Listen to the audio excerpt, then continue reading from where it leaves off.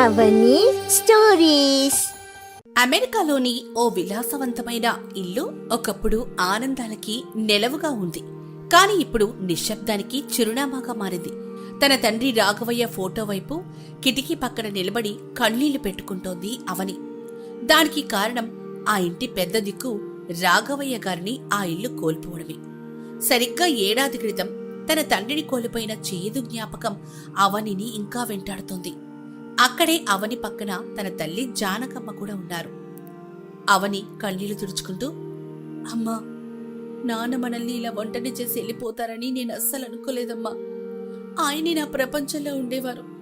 ఇప్పుడు ఇంట్లో ప్రతి వస్తువు ఆయన్ని గుర్తు చేస్తోంది. బాధపడకు తల్లి, తలరాతని ఎవరు మార్చగలరు చెప్పు. పుట్టిన ప్రతి ప్రాణి ఎప్పటికైనా ఈ లోకం వదిలి వెళ్లాల్సిందే. మీ నాన్నగారు మనతో లేకున్నా ఆయన ఆశీస్సులు మనకు ఎప్పుడు ఉంటాయి. కానీ నేను నాన్న మనతో లేరన్న విషయాన్ని జీర్ణించుకోలేకపోతున్నానమ్మా. బయటకెళ్ళినా ఇంట్లో ఉన్నా నాన్న పిలుస్తున్నట్లే అనిపిస్తోంది. మనం ఎందుకు ఇలా ఒంటరిగా అమెరికాలో ఉండాలి? మనకెవరూ లేరా? నువ్వలా బాధపడకు తల్లి. మనకి చాలా మంది ఆప్తులున్నారు గాని మీ నాన్న కొన్ని కారణాల వల్ల అందరికీ దూరంగా ఉండిపోయారు. ప్రతి మనిషి జీవితంలో ఇలాంటి ఒక కఠిన కాలం వస్తుంది. దాన్ని ధైర్యంగా ఎదుర్కోవాలి. మనం కేవలం నిమిత్త మాత్రం. మనం ఏడ్చినంత మాత్రాన ఏలిన వారు తిరిగి రారు కదా అవని. తెలుసమ్మా, కానీ నా మనసు ఇంకా ఆ బాధలోనే ఉండిపోయింది. నీ ముఖం చూస్తుంటే నాకు ఇంకా బాధేస్తుంది. నా కోసం నువ్వు, నీకోసం నేను, అంతేనా మన జీవితం? అలా అనకవని, నీకింకా పెద్ద భవిష్యత్తుంది. కొన్ని రోజుల తర్వాత అవని తన గదిలో కూర్చునుంది. అప్పుడే ఆమె స్నేహితురాలు శ్వేత లోపలికొచ్చింది.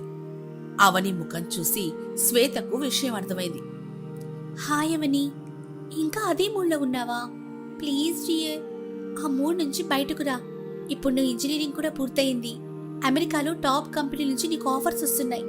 ఇంటర్వ్యూలకి అటెండ్ అవ్వచ్చు కదా.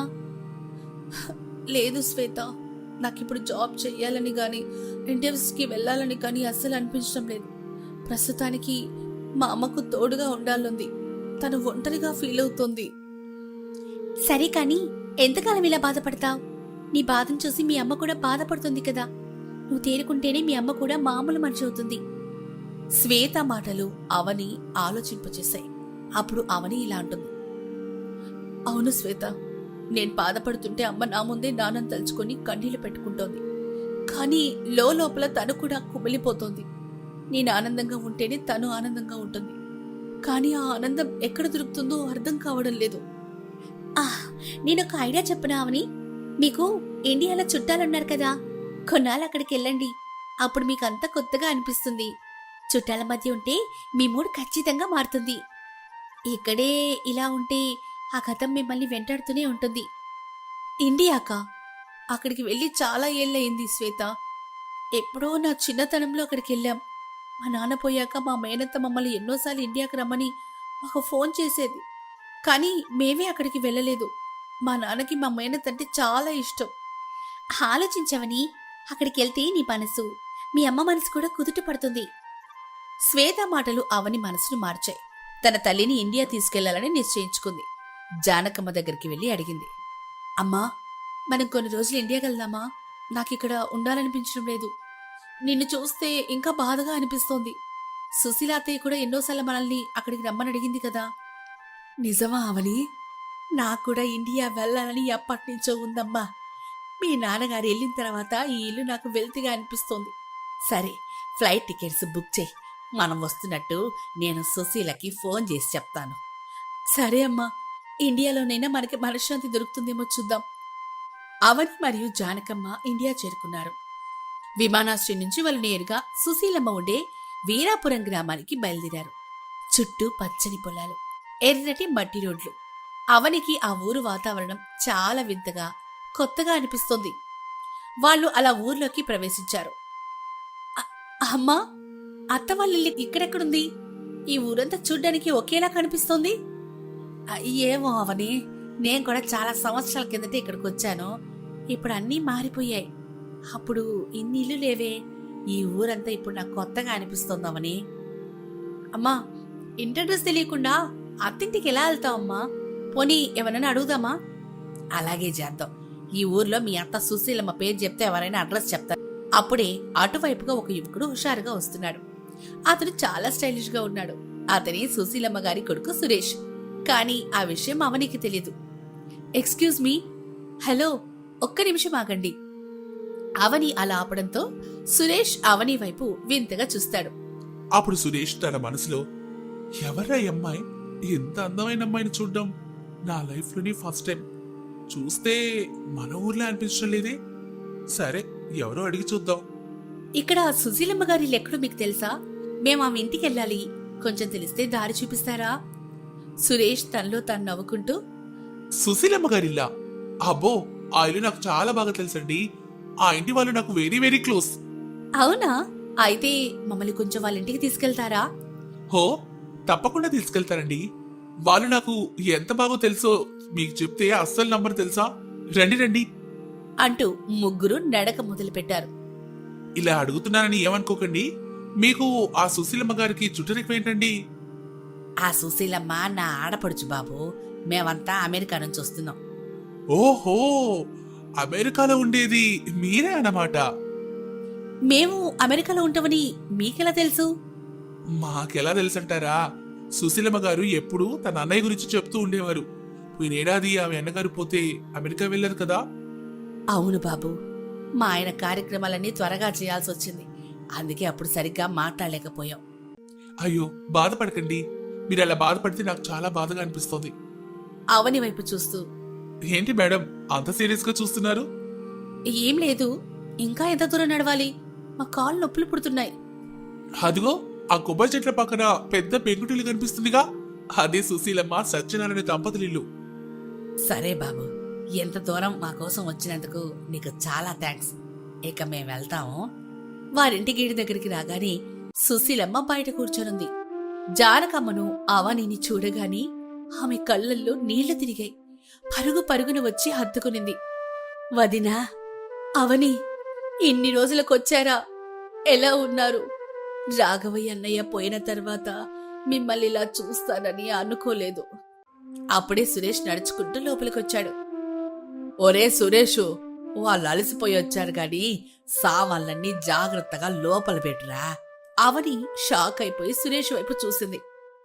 ఏంటత్తయ్యా, ఇతనికి పని చెప్తున్నావు? పాపం మేము అడ్రస్ అడిగితే ఇక్కడి దాకా వచ్చి మాకు సాయం చేశాడు. ఎవరో తెలియనతనికి పని చెప్పడం ఏంటి? అంటే వీడు మీకు అసలు విషయం చెప్పలేదన్నమాట. వదినా, వీడు నా కొడుకు సురేషు, నీ మేనల్లుడు. అంటే అవని నీకు బావమ్మా. వాట్? ఇతను మీ కొడుకా? అంటే బావా? నిజం చెప్పకుండా మమ్మల్ని అంత దూరం నడిపిస్తారా? అడ్రస్ అడిగితే కొత్త వాళ్ళ నడిస్తావా? నువ్వు అడ్రస్ అడిగావు, నేను చెప్పాను. మధ్యలో నేను నీ భావనని చెప్తే నువ్వు నమ్ముతావా ఏంటి? అమెరికా నుంచి వచ్చిన మా మరదలికి గ్రాండ్ వెల్కమ్ చెప్దామని అలా చేశాను. వీడల్లరి ఇంకా తగ్గలేదు వదినా. చిన్నప్పుడు ఎలా ఉన్నాడు, ఇప్పుడు అలాగే ఉన్నాడు. అందరూ మాట్లాడుకుంటూ లోపలికెళ్లారు. అప్పుడే సుశీలమ్మ భర్త సత్యనారాయణ కూడా వచ్చారు. అందరూ క్షేమ సమాచారాలు అడిగి తెలుసుకున్నారు. కాని సుశీలమ్మ మనసులో ఏదో వెలితి కనిపిస్తోంది. వదినా, అన్నయ్య ఉన్నప్పుడు నన్ను దూరం పెట్టకుండా ఉండే బాగుండేది. ఇన్నేళ్ళెందుకు మాకు దూరంగా ఉన్నాడు? మా మీద ఆయనకేం కోపం? అవని మరియు సరీష్ ఒకరి ముఖం ఒకరు చూసుకున్నారు. ఆ ప్రశ్నలో ఏదో రహస్యం దాగున్నట్లు అనిపించింది. అలా అనకొదినా, ఆయనకి మీ మీద చాలా ప్రేమ. కానీ కొన్ని పరిస్థితులు. ఏంటమ్మా పరిస్థితులు? నాన్నకి అత్తకి ఎందుకింత గ్యాప్ వచ్చింది? నవ్వుతూ సురేష్ మరదల వైపు తిరిగి చూస్తూ, ఆ గొడవలని పక్కన పెట్టు మేడం. ప్రస్తుతానికి పల్లెటూరు వీధి భోజనం ఎంజాయ్ చేయండి. ఇక్కడ అమెరికా పిజ్జాలు, బర్గర్స్ ఉండవు. ముద్దపప్పు, ఆవకాయ మాత్రమే ఉంటాయి. మాకేం అవసరం లేదు. నాకేం తినాలో నాకు తెలుసు. నువ్వు మధ్యలో మాట్లాడకు. అవని విసుగ్గా చెప్పి లోపలికెళ్ళిపోయింది. సురేష్ ఏమో నవ్వుకుంటూ బయటకెళ్లాడు. సుశీలమ్మ తల కిందకి దించుకుంది. చుట్టాలు రావడంతో రకరకాల కూరలు వండుతుంది సుశీలమ్మ. అందరూ డైనింగ్ టేబుల్ దగ్గర కూర్చున్నారు. సుశీలమ్మ విస్తరాకుల్లో రకరకాల వంటలు వడ్డిస్తోంది. ముద్దపప్పు, నెయ్యి, ఆవకాయ, గోంగూర పచ్చడి, పనసపట్టు కూర, ఇలా వంటలన్నీ ఉన్నాయి. సురేష్ ఏమో అవని పక్కన కూర్చొని, ఏంటవని, అమెరికాలో ఇలాంటి వంట రుచి నీకు దొరకదు కదా? అక్కడంతా ప్లాస్టిక్ కవర్లో వస్తుంది. ఇక్కడ ఆ గోంగూర వాసన చూస్తుంటేనే అబ్బా, ఆకలి దంచేస్తుంది కదా. నేను అమెరికాలో ఉన్నా మా అమ్మ నాకు అన్ని చేసి పెడుతుంది. అక్కడ కూడా ఇండియన్ స్టోర్స్ ఉంటాయి. బహుశా నీకు తెలియదు అనుకుంటా. ఓహో, ఉంటాయి గాని ఈ పల్లెటూరు తాజాదనం, మా అమ్మ చేతి వంట రుచి అక్కడ కూరగాయలతో కూర వండితే వస్తుందా? అదిగో ఆ ముద్ద పప్పులో కొంచెం నెయ్యి వేసుకో, అప్పుడు నోట్లో వేసుకుంటే అలా వెళ్ళిపోతుంది. అవని తిను తల్లి, ఇదిగో ఈ గోంగూర పచ్చడి వేసుకో. మీ నాన్నకిదంటే చాలా ఇష్టమమ్మా. చిన్నప్పుడెప్పుడు మీ నాన్న గోంగూర పచ్చడి గురించే అడిగేవారు.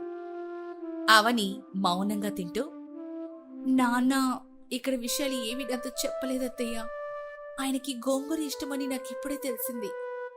ఎందుకు చెప్తారు మేడం? చెప్తే ఎక్కడ మీరు పల్లెటూరుకు వచ్చేస్తారని భయం ఆయనకి. మీరు మోడర్న్ కదా. అవని కళ్ళురిమి చూస్తూ, బావా అతిగా మాట్లాడకు. నేను మోడర్న్ అయినా గాని నాకు పద్ధతులు తెలుసు. నువ్వు నన్ను మరీ వెక్కిరించకు. సురేషు, తన్ని ఆట పట్టించుకో. అవని ఇప్పుడే కదా పల్లెటూరిని చూస్తోంది. ఇక్కడ అలవాటు పడ్డానికి తనకు కొంచెం టైం పడుతుందిలే. వాడంతే వదినా, ఎప్పుడూ అల్లరి చేస్తూ ఉంటాడు. ఇదిగో ఈ వంకాయ కూరేసుకో. చాలు వదినా, ఇక నా వల్ల కాదు. అన్ని కూరలు చాలా బాగున్నాయి. ఎన్నాళ్ళకి స్వచ్ఛమైన పల్లెటూరి వంట తింటున్నాను. అవని, ఆవకాయ చూడు ఎలా మెరుస్తుందో. అది తింటే ముక్కులో నుంచి పొగలు రావాలి. ఒక్క ముక్క వేయినా తింటావా? వద్దు, నేను స్పైసీగా తిండేను. అమెరికా మరదలా, మన ఆవకాయ తినకపోతే ఎలా? ఇదిగో అని బలవంతంగా ఒక ముక్క వేశాడు సురేష్. అవని ఆవకాయ తిని మంటతో నీళ్లు తాగుతుంటే సురేష్ నవ్వుతున్నాడు. అవని ఏమో కోపంతో సురేష్ వంక చూసింది. అబ్బా, చూసారా అత్తయ్య గారు, మీ అమ్మాయి ఎంత డేంజరో. ఆ ఆవకాయ కంటే ఈమె చూపులోనే కారు ఎక్కువగా ఉంది. సురేష్ అలా అందర్నీ నవ్విస్తూ ఎవ్వరూ బాధపడకుండా వాతావరణాన్ని సందడిగా ఉంచాడు. అవనికి ఒకవైపేమో కోపం వచ్చినా సురేష్ అందర్నీ సంతోషంగా ఉంచాలని పడే తపన ఆమెకు నచ్చింది. భోజనమేమో ముగిసింది. అందరూ హాల్లో ఉన్న సోఫాలో కూర్చున్నారు. బయట చల్లటి గాలి వీస్తోంది. ఇప్పుడు వాతావరణం మళ్లీ గంభీరంగా మారింది. సుశీలమ్మ ముఖంలో ఇందాకటి ఆ ప్రశ్న ఇంకా మిగిలే ఉంది. అమ్మా, ఇప్పుడు చెప్పు, భోజనం కూడా అయిపోయింది కదా. నాన్న అత్తయ్యని ఎందుకు దూరం పెట్టారు? అసలు వాళ్ళ మధ్య ఉన్న గొడవేంటి? అవునత్తయ్య గారు, మాకు కూడా తెలియాలి. అమ్మ ఎప్పుడూ మామగారు గురించి తలుచుకొని బాధపడుతూ ఉంటుంది. సురేషు, అవి ఎప్పటివో పాత విషయాలు. ఇప్పుడవి తవ్వుకుంటే బాధే తప్ప ఉపయోగం ఏముంది బాబు? లేదమ్మా, నాకు తెలుసుకోవాలనుంది. నాన్న జీవితంలో నాకేం తెలియని ఒక పెద్ద రహస్యం ఉందని అనిపిస్తోంది. అది తెలియకుండా నేను ప్రశాంతంగా ఉండలేనమ్మా. అవును జానకమ్మ, పిల్లలు అడుగుతున్నారుగా. గతాన్ని దాచిపెడితే అది భవిష్యత్తు మీద ప్రభావం చూపుతుంది. నేను చెప్తాను, వినండి. అందరూ సత్యనారాయణ వైపే ఆసక్తిగా చూస్తున్నారు. సత్యనారాయణ గారు ఒక నిట్టూరు విడిచి మొదలుపెట్టారు. అవని, మీ నాన్న రాఘవయ్య నేను చిన్నప్పటి నుంచి ప్రాణ స్నేహితులు. మాది స్నేహం అంటే స్నేహం కాదు, ఒకే ప్రాణం, రెండు శరీరాలు అన్నట్లు ఉండేవాళ్ళం. మీ మావయ్య ఏ పని చేసినా నన్ను అడిగే చేసేవాడు. నేను కూడా ఆయన మాట వేదవాక్కుగా భావించేవాడిని. అంటే నాన్న మీరు అంత ఫ్రెండ్సా? అవును తల్లి, ఆ చనువుతోనే నేను తరచుగా మీ నాన్న ఇంటికి వెళ్ళేవాడిని. అప్పుడే సుశీలతో నాకు పరిచయం ఏర్పడింది. అది కాస్త ప్రేమగా మారింది. మేమిద్దరం ఒకరినొకరు ఇష్టపడ్డాం. అవును, మా అన్నయ్యకి ఆ విషయం చెప్పాలని మేము చాలా ప్రయత్నించాం. కానీ మాలో మాకే భయం ఉండేది, అన్నయ్య ఏమనుకుంటాడో అని. కానీ మేం చెప్పకముందే ఆ విషయం మీ తాతయ్యకి, అదే రాఘవయ్య తండ్రికి తెలిసింది. అమ్మో, తాతయ్య గారికా? ఆయన చాలా స్ట్రిక్ట్ అని విన్నాను కదమ్మా. అవును సురేషు, మీ తాతయ్య గారు పాతకాలం మనిషి. ఆయనకి పరువు ప్రతిష్టలంటే ప్రాణం. మీ మావయ్యని పిలిచి, రాఘవు, నీ స్నేహితుడు నిన్ను వెన్నుపోటు పొడుస్తున్నాడు, నీ చెల్లెలతో తిరుగుతున్నాడు, నువ్వు నమ్మిన స్నేహితుడే నిన్ను మోసం చేస్తున్నాడని నూరిపోశాడు. నాన్న నమ్మారా? మీ నాన్న ఆవేశపరుడమ్మా. నా దగ్గరకు వచ్చి నిలదీయాలని అనుకున్నాడు. సరిగ్గా అదే సమయంలో నేను సుశీల ఒక గదిలో కూర్చొని ఎలాగైనా మీ నాన్నని పెళ్లి గురించి చెప్పాలని మాట్లాడుకుంటూ ఉన్నాం. అది చూసిన మీ నాన్న తప్పుగా అర్థం చేసుకున్నాడు. అన్నయ్య గదిలోకి వచ్చి నన్ను లాక్కుని వెళ్ళిపోయాడు. నిన్ను ఎంతగా నమ్మాను సత్యం, నా చెల్లెలి జీవితంతో ఆడుకుంటావా అని అన్నయ్య నన్ను కొట్టబోయాడు. నేనెంత చెప్పినా ఆయన వినలేదు. ఆ రోజు నుంచి రాఘవయ్య నా ముఖమే చూడడం మానేశాడు. మీ తాతయ్య గారు సుశీలకి వెంటనే వేరే సంబంధం చూడాలని నిశ్చయించుకున్నారు. మరి మీ పిల్లలా జరిగిందత్తయ్య? తాతయ్య గారు నన్ను ఇంట్లో బంధించారమ్మా. నేను కొన్ని రోజులు అన్నం తినలేదు. మీ నాన్నొచ్చి నన్ను బ్రతిమాలేవారు. చెల్లెమ్మా తిను, వాడు మోసగాడు వద్దు అనేవారు. కాని నేను మాత్రం సత్యనారాయణ్ణి పెళ్లి చేసుకుంటానని మొండికేశాను. రాఘవయ్యకి ఒకవైపు తన తండ్రి పరువు, ఇంకోవైపు తన ప్రాణంగా చూసుకునే చెల్లెలి ప్రాణం. ఆ రెండింటి మధ్య ఆయన బాగా నలిగిపోయాడమ్మా. మీ తాతయ్య గారు మాత్రం ససేమిలో ఒప్పుకోలేదు. సుశీలమ్మ కాసేపు ఏడుస్తూ ఉండిపోయింది. జానకమ్మ ఆమెను ఓదార్చింది.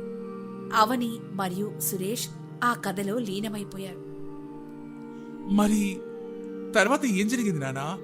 మావయ్య ఎలా ఒప్పుకున్నారు? రాఘవయ్య ఒప్పుకోలేదు సురేషు. కానీ ఆయన తన చెల్లెలి బాధ చూడలేకపోయాడు. ఒకరోజు అర్ధరాత్రి మీ మావయ్య రహస్యంగా నన్ను కలవడానికి వచ్చాడు. ఆయన చేతిలో ఒక సంచి నిండా డబ్బుంది.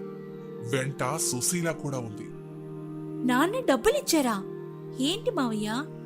అవునమ్మా, ఆయన కళ్ళల్లో నీళ్లున్నాయి. సత్యం, నా తండ్రి పరువు కంటే నా చెల్లెలి ప్రాణం ముఖ్యం. తాను నువ్వు లేకపోతే బ్రతకలేనంటోంది. కాని మా నాన్న మీ పెళ్లికి ఎప్పటికి ఒప్పుకోరు. మీరిప్పుడే ఊరు వదిలి వెళ్ళిపోండి. సుశీలని జాగ్రత్తగా చూసుకో. ఇదిగో ఈ డబ్బుతో ఎక్కడైనా బ్రతకండి అని సుశీలని నాకు అప్పగిచ్చాడు. అన్నయ్య నన్ను హత్తుకుని ఏడ్చేశాడు. నాకు నువ్వు దూరం అవుతున్నావు సుశీల, కాని నువ్వు సుఖంగా ఉండాలి అని నన్ను అక్కడి నుంచి పంపించేశారు. మేము ఆ రాత్రి ఊరొదిలి పారిపోయాం. వావ్, మావయ్య అంత త్యాగం చేశారా? మరి గొడవెందుకు నానా? అది అక్కడే మొదలైన సురేష్. మేం పారిపోయిన విషయం 2 రోజుల్లో ఊరంతా తెలిసిపోయింది. మీ తాతయ్య గారికి అదొక పెద్ద అవమానంగా అనిపించింది. పరువు పోయిందని ఆయన కుమిలిపోయారు. ఊరి వాళ్ల సూటిపోటి మాటలు ఆయన తట్టుకోలేకపోయారు. ఆ బాధతోనే మీ తాతయ్య గారు మంచం పట్టారు.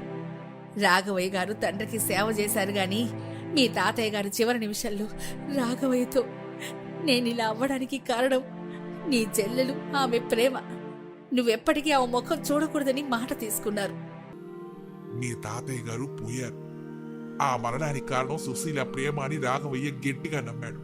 తన తండ్రిని పోగొట్టుకున్నాననే కోపంతో సుశీలకి శాశ్వతంగా దూరం అయిపోయాడు. ఆ తర్వాతే ఆయన పట్నం వెళ్ళి చదువుకొని అమెరికా వెళ్ళిపోయారు. ఆ కథ విన్నాక అవని కళ్ళల్లో నీళ్లు తిరిగాయి. తన తండ్రి ఎంతటి మానసిక సంఘర్షణ అనుభవించారో ఆమెకు అర్థమైంది. అటు చెల్లెలి మీది ప్రేమ, ఇటు తండ్రి మీద భక్తి. ఆ రెండింటి మధ్య ఆయన జీవితం నలిగిపోయింది. నాన్న ఎప్పుడు తల్లు తాని బాధపడేవారమ్మా. ఆయన అత్తయ్యని ఎందుకు దూరం పెట్టారు ఇప్పుడు అర్థమైంది. ఆయనకి అత్తయ్య అంటే కోపం కంటే తాతయ్యని పోగొట్టుకున్ననే బాధ ఎక్కువగా ఉంది. అన్నయ్య నా ప్రేమను బ్రతికించారు, కానీ నన్ను అనాథనం చేసేశారు. నేను ఆయనకి ధన్యవాదాలు చెప్పాలని ఎంత ప్రయత్నించినా ఆయన నాకు ఛాన్సే ఇవ్వలేదు. బాధపడుకు మమ్మీ. మావయ్య వెళ్ళినా ఆయన ప్రతిరూపంగా అవని మన దగ్గరకు వచ్చిందిగా. ఇప్పుడు మనమంతా ఒక్కటే. అవును సుశీలమ్మ, మా ఆయన అమెరికాలో ఉన్నా నీ గురించి ఎప్పుడూ ఆలోచించేవారు. ఆయన కోపం కేవలం ఒక ముసుగు మాత్రమే. అందరి మధ్య ఒక విధమైన ప్రశాంతత ఏర్పడింది. ఇన్నాళ్లు దాగి ఉన్న రహస్యం బయటపడడంతో సుశీలమ్మ మనసు తేలికపడింది. సరే మేడం, స్టోరీ వినేశారుగా. ఇప్పుడు మీరు ఈ పల్లెటూరు గురించి తెలుసుకుందరు. రేపు నిన్ను పొలానికి తీసుకెళ్తాను. రెడీగా ఉండు. పొలానికా? నో వే, అక్కడ బురదుంటుంది, నేను రాను. అలా అంటే ఎలా? మనకి 4,000 నోట్లోకి వెళ్తున్నాయంటే ఆ బురదలో పడిన ధాన్యం వల్లేగా. అవని విసుగ్గా గదిలోకి వెళ్ళిపోయింది. సురేష్ చిలిపిగా నవ్వుకున్నాడు. పొద్దున్నే వీరాపురం గ్రామంలో కోడి కూత వినిపించగానే అవని ఉలిక్కి పడి లేచింది. అమెరికాలో ఏసీ గదిలో నిశ్శబ్దంగా పడుకునే అవనికి ఈ శబ్దాలు వింతగా కాస్త చిరాకుగా అనిపించాయి. కిటికీలో నుంచి లోపలికి వస్తున్న వెలుతురును చూసి కళ్ళు నిలుముకుంటూ హాల్లోకొచ్చింది. అక్కడ సుశీలమ్మ అప్పుడే ముగ్గేస్తోంది. అత్తయ్య, అప్పుడే లేచారా? టైం ఎంత అయింది? ఆరైంది తల్లి. పల్లెటూర్లలో సూర్యుడు రాకముందే మేమంతా లేచి పనులు మొదలు పెడతాం. నీకిక్కడ బాగా నిద్ర పట్టిందా? లేదత్తయ్యా, ఆ కోడరుపులు నన్ను చికాకు పెట్టాయి. ఇక్కడ సౌండ్ పొల్యూషన్ ఎక్కువగా ఉంది. సౌండ్ అయితే నాకు నిద్ర సరిగా పట్టదు, వెంటనే మెలకు వచ్చేస్తుంది. సురేష్ అప్పుడే అక్కడికొస్తూ ఇలా అంటాడు. ఓహో, మేడం గారికి నిద్ర పట్టలేదా? కోడి కూతని సౌండ్ పొల్యూషన్ అనరవని, దీన్ని నేచర్ అలారం అంటారు. మా పల్లెటూరి పక్షులు నీలాగా ఆలస్యంగా లెగవులే. బావా, నువ్వు పొద్దున్నే మొదలు పెట్టకు. నాకు అసలే చాలా తలనొప్పిగా ఉంది. ఇక్కడ కాఫీ దొరుకుతుందా, లేక స్టార్ బక్స్ వెతకాలా? స్టార్ బక్సా? ఇక్కడ స్టార్ మా అమ్మే. అమ్మా, మన అమెరికా మేడం గారికి గ్లాస్ నిండుగా వేడి వేడిగా పాలివ్వు. మా ఇంటి పాడి ఆవు పాలు తాగితే అమెరికా పౌడర్ పాలు రుచి మర్చిపోతావులే. అప్పుడే జానకమ్మ తన గదిలో నుంచి బయటకొస్తుంది. ఒరే సురేష్, అవనికి పాలంటే ఇష్టం ఉండదురా. తనకి బ్లాక్ కాఫీ అలవాటు. బ్లాక్ కాఫీయా? అంటే పాలు లేని నీళ్ళనమాట. ఛీ, ఆ చేదు నీళ్ళు ఎలా తాగుతారో ఏంటో. ఇదిగో మరదలా, మా పల్లెటూరు పాలు తాగి చూడు, నీ ఫేస్ లో గ్లో పెరిగిపోతుంది. నాకు గ్లో వద్దు, ఏమొద్దు. పాలు నాకు పడదు బావా. సరేలే వదినా, నువ్వు చెప్పినట్టే కాఫీ ఇస్తాను. అవని తల్లి, నీకోసం ఫిల్టర్ కాఫీ పెడతానులే. నువ్వెళ్ళి మొహం కడుక్కున్నామ్మా. కాసేపయ్యాక అందరూ టిఫిన్కి కూర్చున్నారు. టేబుల్ మీద వేడివేడి ఇడ్లీలు, అల్లం పచ్చడి, సాంబారున్నాయి.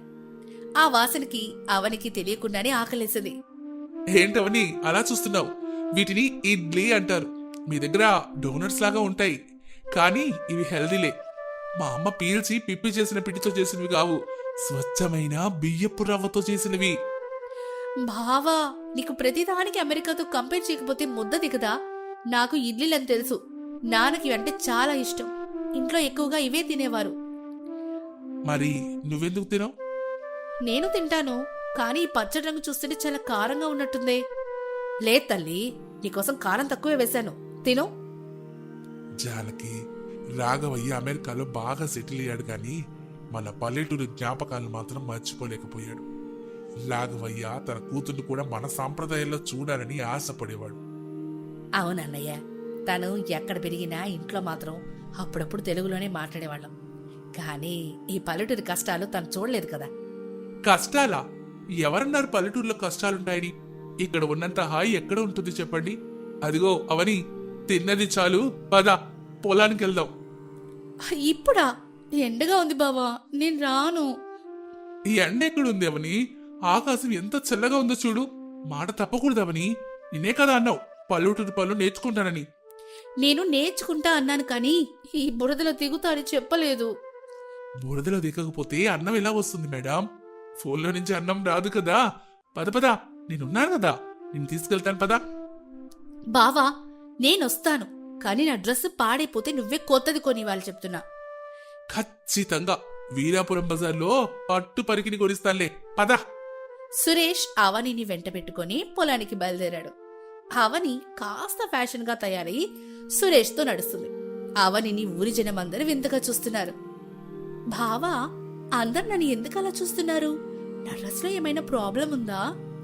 నీ డ్రెస్ లో ప్రాబ్లం లేదు మరదలా, కానీ నువ్వే ఒక ప్రాబ్లంలో ఉన్నావు. ఈ ఊరికి అమెరికా నుంచి వచ్చిన మొదటి తెల్ల దొరసానివి నువ్వే కదా. అందుకే అందరు నిన్ను ఎంత జంతువుని చూసినట్టు చూస్తున్నారు. షడప్ బావా, నేను జంతువుని కాదు. అండ్ డోంట్ కాల్ మీ దొరసాని. సరే, మరి ఎలా పిలవాలి? ఫారెన్ పిల్ల అని పిలవమంటావా? నీకు ఏది నచ్చితే అది పిలుచుకో, కానీ నువ్వు కాస్త మెల్లగా నడుపు. నీ అంత వేగంగా ఈ గతుకుల రోడ్డు మీద నేను నడవలేకపోతున్నా. పల్లెటూరి రోడ్లు ఇలాగే ఉంటాయి మేడం. అయినా జీవితంలో కూడా గతుకులు లేకపోతే జీవితంలో కిక్ ఉండదు. ఇదిగో అటు చూడవని, అక్కడ కనిపిస్తున్న పొలాలున్నాయి కదా, అవన్నీ మనవే. అక్కడ చుట్టూ ఉన్న పచ్చని పొలాలు, నీళ్లు, ఆ దృశ్యం చూసి అవని కాసేపు మైమరిచిపోయింది. వావ్ బావా, ఇక్కడ లొకేషన్ చాలా బ్యూటిఫుల్ గా ఉంది. చూస్తుంటే ఇక్కడే కాసేపు అలా ఉండిపోవాలనిపిస్తోంది. అవును మరదలా, ఈ పచ్చదనం కోసం నాన్నగారు రాత్రి బౌలు కష్టపడుతుంటారు. మాకిది కేవలం భూమి కాదు, మా కన్నం పెట్టి తల్లి లాంటిది. సురేష్ అవనిని పొలం గట్ల మీద నడిపిస్తున్నాడు. అవని తన బ్యాలెన్స్ తప్పుతూ సురేష్ చేయి గట్టిగా పట్టుకుంది. ఏంటి మరదలా, అమెరికాలో జిమ్కి వెళ్తున్నావు కదా, మరి గట్టు మీద నడవలేకపోతున్నావా?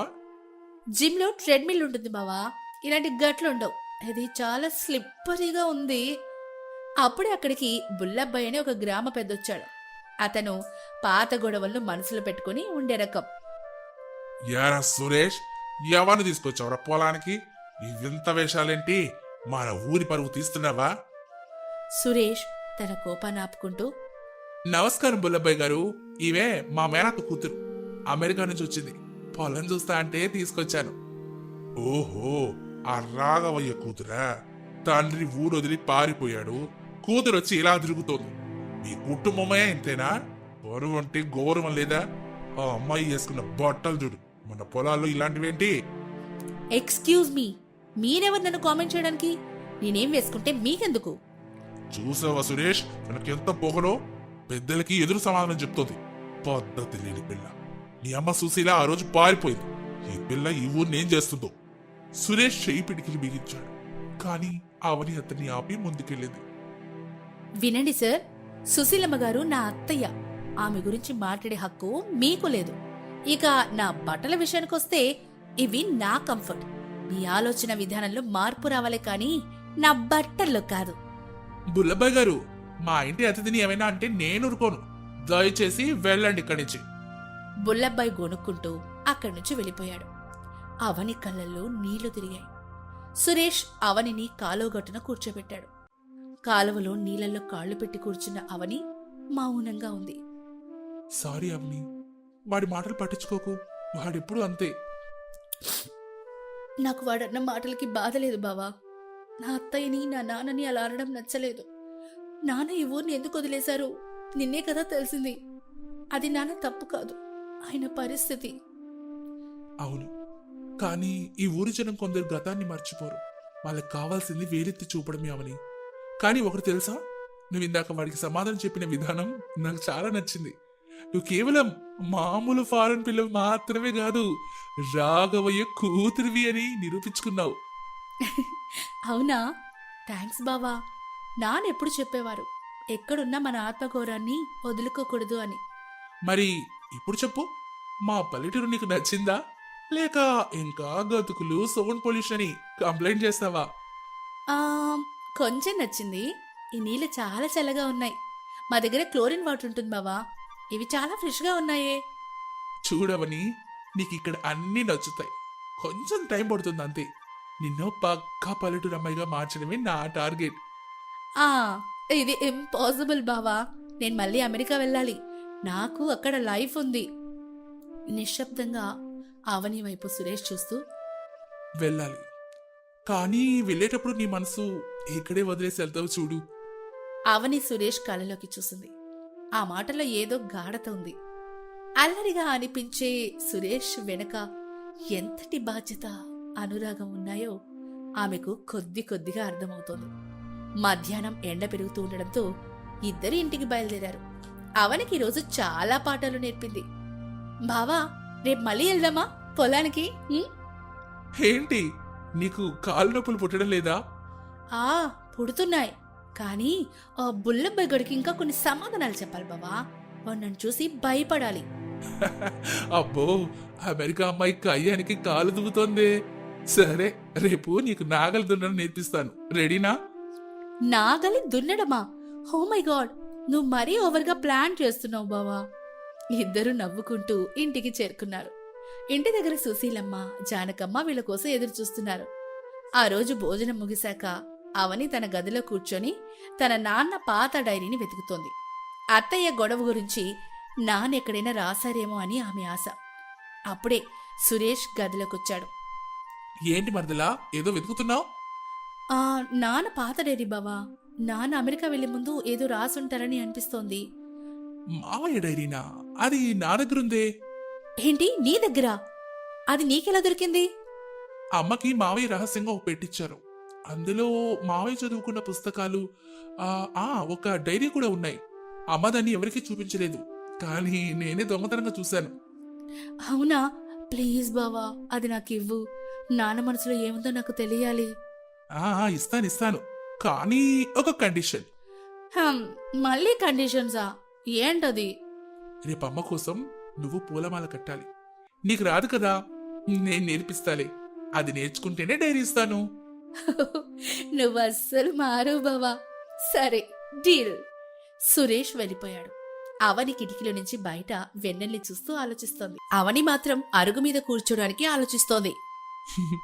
ఏంటవని ఏదో సైంటిస్ట్ లా ఆలోచిస్తున్నావు? ఓహో, డస్ట్ ఉందా అని ఆలోచిస్తున్నావా? పోనీలే, నీకోసం శానిటైజర్ తెచ్చి ఈ ప్లేస్ అంతా నీట్ చేయాలా? బావా, నువ్వు మరీ వెటకారం చీకు. ఇలా డైరెక్ట్ గా ఫ్లోర్ మీద కూర్చోడం నాకు కొత్త. అంతా డస్ట్ గా అనిపిస్తోంది. సరే, ముందు ఆ డైరీ గురించి చెప్పు. అది నీకు నిజంగా మా అమ్మకు తెలియకుండా ఎలా దొరికింది? డైరీ సంగతి పక్కన పెట్టు, మన డీల్ ఇప్పుడే మొదలైంది. ముందు ఈ మాల కట్టడం నేర్చుకో.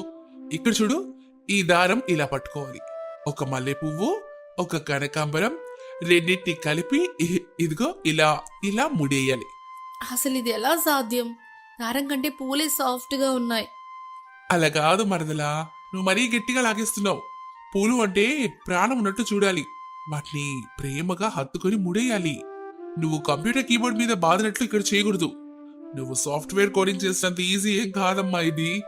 మనసు పెట్టి కడితేనే ఆ మాల అందంగా ఉంటుంది. ఆ వాసనలో నీ చేతి రుచి కూడా ఉండాలి.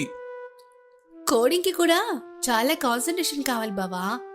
అక్కడ ఒక్క సెమీకోలం తప్పు పడినా రిజల్ట్ రాదు. కానీ ఇక్కడ ఈ పూలు నా వల్ల విరిగిపోతున్నాయి. చూడు, ఇప్పటికీ 5 పూలు రాలిపోయాయి. ఇవి చాలా సెన్సిటివ్ బావా. రాలిపోతే రాలిపోయాయి, మళ్ళీ ప్రయత్నించు.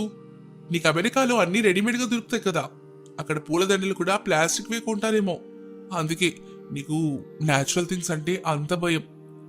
ప్లాస్టిక్ ఏంటి బావా? అక్కడ రోజెస్ చాలా ఫేమస్. వ్యాలంటైన్స్ డే వస్తే ఒకేసారి $100 పెట్టి కొంటారు తెలుసా. కానీ ఇలా దారంతో కట్టే పద్ధతి ఎక్కడా ఉండదు. అంతా బొకేసే ఇచ్చిపుచ్చుకుంటారు, లేదా వాసులు పెడతారు. ఈ మాల కట్టడం మాత్రం చాలా ఆర్టిస్టిక్ గా ఉంది. అంటే ఒక మెడిటేషన్ లాగా అనిపిస్తోంది. ఇది ఆర్ట్ కాదు మరదలా, ఇది అనురాగం. మా అమ్మ ఈ మాల పెట్టుకుని పూజ గదిలో వెళ్తే ఆ వాసన ఇల్లంతా వస్తుంది తెలుసా. ఆ సంతోషం ముందు నీ $1000 బొకేలు ఎందుకు పనికిరావు. అవని చాలా జాగ్రత్తగా ముడేయడానికి ప్రయత్నిస్తూ, ఎస్ చూడు బావా, ముడిపడింది. నేను కూడా మాల కట్టగలను. I am a quick learner. అది ముడి కాదు మరదలా, చిక్కు ముడి. దాన్ని విప్పడం నా వల్ల కూడా కాదు. సరేలే, మొదటిసారి కదా, పర్లేదు. ఇంతక డైరీ గురించి అడిగావుగా, మావయ్య ఆ డైరీలో నీ గురించి ఎక్కువ రాశారు తెలుసా. నువ్వు పుట్టినప్పటి నుంచి ఆయన పెరిగిన ఊరి గురించి నీకు చెప్పాలని ఎంతో తపన పడ్డారు. నా గురించా? నాన్న ఎప్పుడు నాతో సీరియస్ గా ఉండేవారు బావా. నేను బాగా చదవాలని, అమెరికాలోనే పెద్ద కంపెనీలో సెటిల్ అవ్వాలని కోరుకునేవారు.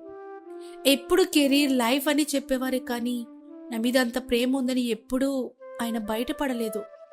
అసలు ఇండియా గురించి ఎక్కువ చెప్పేవాళ్లే కాదు. మావగారు ఇంట్రావర్ట్. ఆయన తన చెల్లెల్ని వదిలి వెళ్ళినా, తన ఊరిని వదిలి వెళ్ళినా, తన మనసుని మాత్రం ఇక్కడే వదిలేశారు. ఆ డైరీ చదివితే నీకే అర్థమవుతుంది. ఆయన అమెరికాలో ఉంటూ ఈ వీరాపురం గాలి కోసం ఎంతలా వెతుకుతున్నారో. బయట వీళ్ళిద్దరు పూలతో కుస్తీ పడుతుంటే లోపల హాల్లో సుశీలమ్మ, జానకమ్మ మాట్లాడుకుంటున్నారు.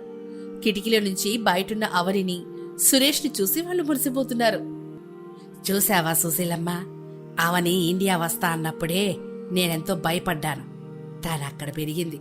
ఇక్కడి పద్ధతులకు ఎలా అలవాటు పడుతుందో, ఇక్కడ మనుషులతో ఎలా కలుస్తుందో అని ఒకటే టెన్షన్. కానీ నీ కొడుకు తనని ఎలా మారుస్తున్నాడో చూడు. ఆ నేల మీద కూర్చొని మాల కడుతుంటే నేను నమ్మలేకపోతున్నాను. అవునొదినా, సురేష్కి మనుషుల్ని తన పుట్టలో వేసుకోవడం వెన్నతో పెట్టిన విద్య. వాడి అల్లరి చూసి అవని కోప్పడినా లోపల వాడిని ఇష్టపడుతోందని నాకు అనిపిస్తోంది. నిజమే సుశీల, ఆయన కూడా ఎప్పుడు అనేవారు అవనిని తన మేనడిగిస్తే చూడాలందని. కానీ ఆ పాత గొడవల వల్ల ఆయన ఆ మాట బయటకు అనలేకపోయారు. ఆ కోరికను తనలోనే అణిచిపెట్టుకున్నారు. అన్నయ్య మనసులో ఉన్న కోరిక తీరే రోజు త్వరలోనే వస్తుందని అనిపిస్తుంది వదినా. ఈ అమెరికా పిల్ల మన పల్లెటూరు కోడలైతే చూడాలని నాకు ఆశగా ఉంది వదినా. కానీ అవని మళ్ళీ అమెరికా వెళ్తానంటుందిగా. తను వెళ్ళిపోతే సురేష్ ఏమైపోతాడు? తను వెళ్తానంటుంది గాని తను ఇక్కడ వాళ్ళ నాన్న మూలాలను వెతుక్కుంటోంది. తనకి నాన్న జ్ఞాపకాలు ఎక్కడ దొరికితే అక్కడే తన మనసు ఆగిపోతుంది. సురేష్ ఆ జ్ఞాపకాలను తనకు చూపిస్తున్నాడు. ఆ బంధం వాళ్ళని ఎక్కడికి తీసుకెళ్తుందో చూడాలి. అరగంట తర్వాత అవని ఎలాగలో ఒక చిన్న జారుడు మాల కట్టింది. అదంతా పర్ఫెక్ట్గా లేకపోయినా ఆమె కళ్ళల్లో ఒక విధమైన గెలుపు, సంతృప్తి కనిపిస్తోంది. బావా చూడు, పూర్తి చేశాను. ఇది అత్తయ్యకి నచ్చుతుందా? కొంచెం వంకరగా ఉంది కదా? అబ్బో, ఇదా నువ్వు కట్టింది? ఇక్కడ ఒక పువ్వు ఉంటే అక్కడ ఇంకో పువ్వు, ఇంకెక్కడో పువ్వు గాల్లో తేలుతుంది. ఇది మాలలాగా లేదు, పూలకు పెట్టిన తాడులాగా ఉంది. ఆ దారం చూడు ఎంత బయటకు కనిపిస్తోందో. బావా ఓవర్ యాక్షన్ చేయకు. అరగంట నుంచి కష్టపడి కట్టాను, నా వేలు నొప్పి పెడుతున్నాయి. బాగుందని చెప్తే ఏమవుతుంది? నీ అప్రిసియేషన్ అస్సలు బాగుండదు. You are so rude. బాధపడుకు, ఏదో జోగా అన్నానులే. నువ్వు మొదటిసారి ఎంత ఓపికగా కూర్చుని ఇది కట్టావంటేనే నువ్వు చాలా మారావని అర్థమవుతుంది. పద్ధతి ఏదైనా నీ ప్రయత్నం నాకు నచ్చింది మరదలా. అమ్మకి ఇది ఖచ్చితంగా నచ్చుతుందిలే, ఎందుకంటే ఇది కట్టింది అమెరికా మేడం కదా, తన అన్నయ్య కూతురు అందులో. థ్యాంక్స్ బావా. నాన్నకు కూడా ఇలాంటి చిన్న చిన్న పనులు నేర్చుకోవాలని ఉండేదేమో. పల్లెటూరి పనులంటే ఆయనకి ప్రాణం అని మా అమ్మ చెప్తుంటుంది. సరే, ఇప్పుడు డైరీ ఇవ్వు. కండిషన్ సాటిస్ఫై అయిందిగా, నో మోర్ డిలే. సరే సరే, మాట తప్పనుగా. రా లోపలికి వెళ్దాం. ఆ డైరీ మా నాన్నగారి పాత ఇనుప అలమరాలో చాలా భద్రంగా దాచాను. అది ఒక నిధి లాంటిది. సురేష్ తన గదిలోకెళ్ళి ఒక పాత ఇనప పెట్టెలో నుంచి డైరీని బయటకు తీశాడు. అది చూస్తుంటేనే చాలా ఏళ్ళనాటిదని అర్థమైపోతుంది. అవని వణుకుతున్న చేతులతో దాన్ని అందుకుంది. ఆ డైరీ తాకగానే ఆమెకు నాన్నను తాకినట్లే అనిపించింది. నాన్న అమెరికాలో కూడా డైరీ రాసేవారు, కానీ అది కేవలం ఆఫీస్ విషయాల గురించి, ప్రాజెక్టుల గురించి ఉండేది. ఇది మాత్రం ఏదో పర్సనల్ డైరీ లాగా ఉంది. ఆ డైరీ మావయ్య అమెరికా వెళ్ళడానికి ముందు ఇక్కడ ఉన్నప్పుడు రాసింది. ఆయన ఊరోజులు వెళ్ళేటప్పుడు అమ్మకి ఎవరితోనో ఇప్పించారట. సుశీల, నా మనసులోని మాటలు నేను ఎవ్వరికీ చెప్పలేను. ఈ డైరీ చదువుకు. నా మీద కోపం ఉంటే నన్ను క్షమించు అని అన్నారట. కానీ అమ్మ దాన్ని చూసి రోజు ఏడుస్తుందని మా నాన్నగారు దాన్ని చూసి దాచిపెట్టారు. మళ్ళీ ఇన్నాళ్ళకి నువ్వు అడిగితే బయటకు తీశాను.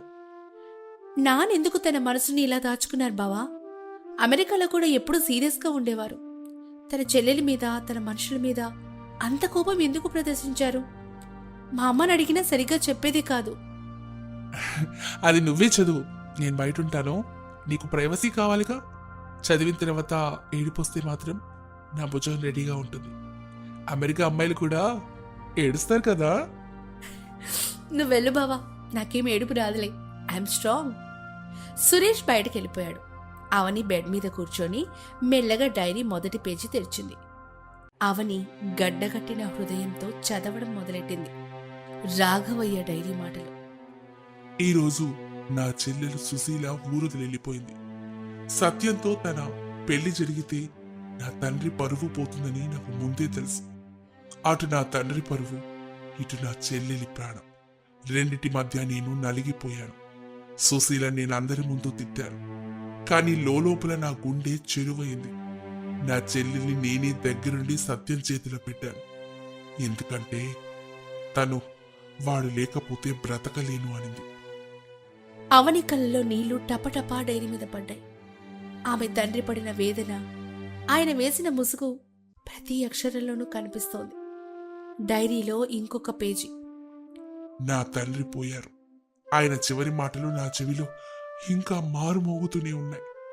రాఘవు, ఆ సుశీల ముఖం నువ్వు మళ్ళీ చూడకు. చూస్తే నా మీద ఒట్టు అని ఆయన నా మీద ఒట్టు పెట్టించుకున్నారు. తండ్రికిచ్చిన మాట కోసం, ఆయన ఆత్మశాంతి కోసం నా చెల్లెల్ని దూరం పెట్టానే కానీ అమెరికా వెళ్తున్నా నా మనసు మాత్రం వీరాపురంలోనే ఉంది. ఒకవేళ నాకు కూతురు పుడితే తను మళ్ళీ ఈ ఊరికి రావాలని, తన అత్తయ్య ప్రేమని పొందాలని కోరుకుంటున్నాను. నా కూతురు పెద్దయ్యాక తన తండ్రి ఎంత నిస్సహాయుడో ఈ డైరీ చదివితేనే తెలుస్తుంది. అవని గట్టిగా ఏడుస్తూ డైరీని తన గుండెలకు హత్తుకుంది. తన తండ్రి ఎప్పుడు తన చెల్లెల్ని అసహించుకోలేదని, కేవలం ఒక తండ్రికిచ్చిన మాట కోసమే ఆ కఠినమైన ముసుగేసుకున్నారని ఆమెకు అప్పుడు అర్థమైంది. అవని గదిలో నుంచి ఏడుపు వినిపించగానే సురేష్ లోపలికి పరుగునొచ్చాడు. అవని డైరీని పట్టుకుని మంచం మీద వాలిపోయి ఏడుస్తోంది. ఆమె కళ్ళల్లో నిండిన వేదన చూసి సురేష్కి దుఃఖం ఆగలేదు. ఏడవ కవని, నేను ముందే చెప్పానుగా మావయ్య చాలా గొప్ప మనిషిని. ఆయన మనసు విన్నా, కానీ పైకి మాత్రం రాయిలాగే ఉండేవారు. ఆయన చేసిన త్యాగం ఈరోజు మనల్ని ఇక్కడికి చేర్చింది. బావా, నాన్నెంత బాధపడ్డారో చూడు. తన చెల్లెల్ని చూడాలి అన్నా, తన చెల్లెల్ని చూడాలని ఉన్నా ఆ ఒట్టు వల్ల దూరంగా ఉండిపోయారు. నన్ను ఇక్కడికి పంపాలని నాన్న ఎప్పుడో ప్లాన్ చేశారు. నాన్నకి అత్తయ్య అంటే చాలా ఇష్టం బావా. మా అమ్మ కూడా ఈ విషయం తెలుసవని. తన అన్నయ్య ఎప్పుడూ తనని కావాలని దూరం పెట్టలేదని తనకు తెలుసు. అందుకే అమ్మ ఎప్పుడూ మావయ్య మీద కోపం పెంచుకోలేదు. రోజు అన్నయ్య ఫోటోకి దండేసి దండం పెట్టుకుంటుంది. ఇప్పుడు ఈ డైరీ చూస్తే అమ్మ ఇంకా ఏడుస్తుంది. నాన్న ఆఖరి కోరికేంటి బావా? నాన్న ఇంకా ఏం కోరుకున్నారు? మావయ్య రాశారుగా, తన కూతురు మళ్ళీ ఈ ఊరికొచ్చి తన చెల్లి ప్రేమని పొందాలని. ఇప్పుడు నువ్వు ఇక్కడే ఉండాలి, మళ్ళీ అమెరికా వెళ్తాను అనకూడదు. అదే మావయ్యకి మనం ఇచ్చే నిజమైన నివాళి. ఇక్కడ బాధ్యతలు నువ్వే తీసుకోవాలి. కానీ బావా, నా లైఫ్ అంతా అక్కడే ఉంది. నా కెరీర్, నా ఫ్రెండ్స్ అంతా అక్కడే. సడన్ గా ఇలా ఉండమంటే ఎలా? లైఫ్ అక్కడుంది మరదలా, కానీ సోల్ ఇక్కడుంది. నీ తండ్రి సోల్ ఈ మట్టిలోనే ఉంది. ఒకసారి ఆలోచించు. ఆ సాఫ్ట్వేర్ ఉద్యోగం ఎక్కడైనా చేసుకోవచ్చు, కానీ ఈ మట్టి వాసన, ఈ అనురాగం నీకెక్కడ దొరకవు. సరే, ఇప్పుడేం సమాధానం చెప్పకు. ముందెళ్ళి ముఖం కడుక్కుంటా. అమ్మ పూలమాల కోసం ఎదురు చూస్తుంది. నువ్వు కట్టిన ఆ మాలని అమ్మకివ్వు. ఆ సంతోషం చూశాక నువ్వే మారుతావులే. బావా, మళ్ళీ మొదలెట్టావా? సరే, వెళ్తున్నాను. నువ్వు మాత్రం డైరీని మళ్ళీ జాగ్రత్తగా దాచిపెట్టు. అవని ముఖం తుడుచుకొని కొంచెం ఫ్రెష్ అయ్యి తను కట్టిన చిన్న పూలమాలను తీసుకుని హాల్లో ఉన్న సుశీలమ్మ దగ్గరికి వెళ్ళింది. అత్తయ్య, ఇది మీకోసం నేను కట్టాను. బావ కొంచెం హెల్ప్ చేసేలే, కానీ నేనే ముళ్ళేశాను. కొంచెం వంగరగా ఉన్నా ఏమనుకోకండి. ఏంటవని, నువ్వు పూలమాల కట్టావా? నా తల్లివే, ఇదెంత బాగుందో తెలుసా? చాలా అందంగా ఉంది. ఈ వాసన నా పుట్టింటి వాసనలా ఉంది. అవునమ్మా, అది కట్టడానికి అమెరికా మేడం గారు 50 పూలను నలిపేశారు. వేలి నొప్పు పుడుతున్నా పట్టు వదలకుండా కట్టింది. చూడు తన వేళ్ళు ఎలా ఎర్రబడ్డాయో. నా అన్నయ్య కూతురు నా కోసం పూలమాల కట్టిందంటే నా అన్నయ్యే నాకు మాల పంపినట్టు అనిపిస్తోంది. ఈ మాల చూస్తుంటే మీ నాన్న చిన్నప్పుడు నాకు కట్టించిన మాలలు గుర్తొస్తున్నాయమ్మా. ఆయన కూడా ఇలాగే వంకరగా కట్టేవాడు. సుశీలమ్మ, అవని ఇండియా వచ్చిన తర్వాత చాలా మారుతోంది. తనలో ఉన్న మా ఆయన లక్షణాలు ఇప్పుడిప్పుడే బయటపడుతున్నాయి. అవునొదినా, ఈ పిల్ల మనింటి మహాలక్ష్మి. అన్నయ్య లేని లోటుని తనలోనే తీర్చుకుంటాను. తన్నెప్పటికీ వదిలిపెట్టను.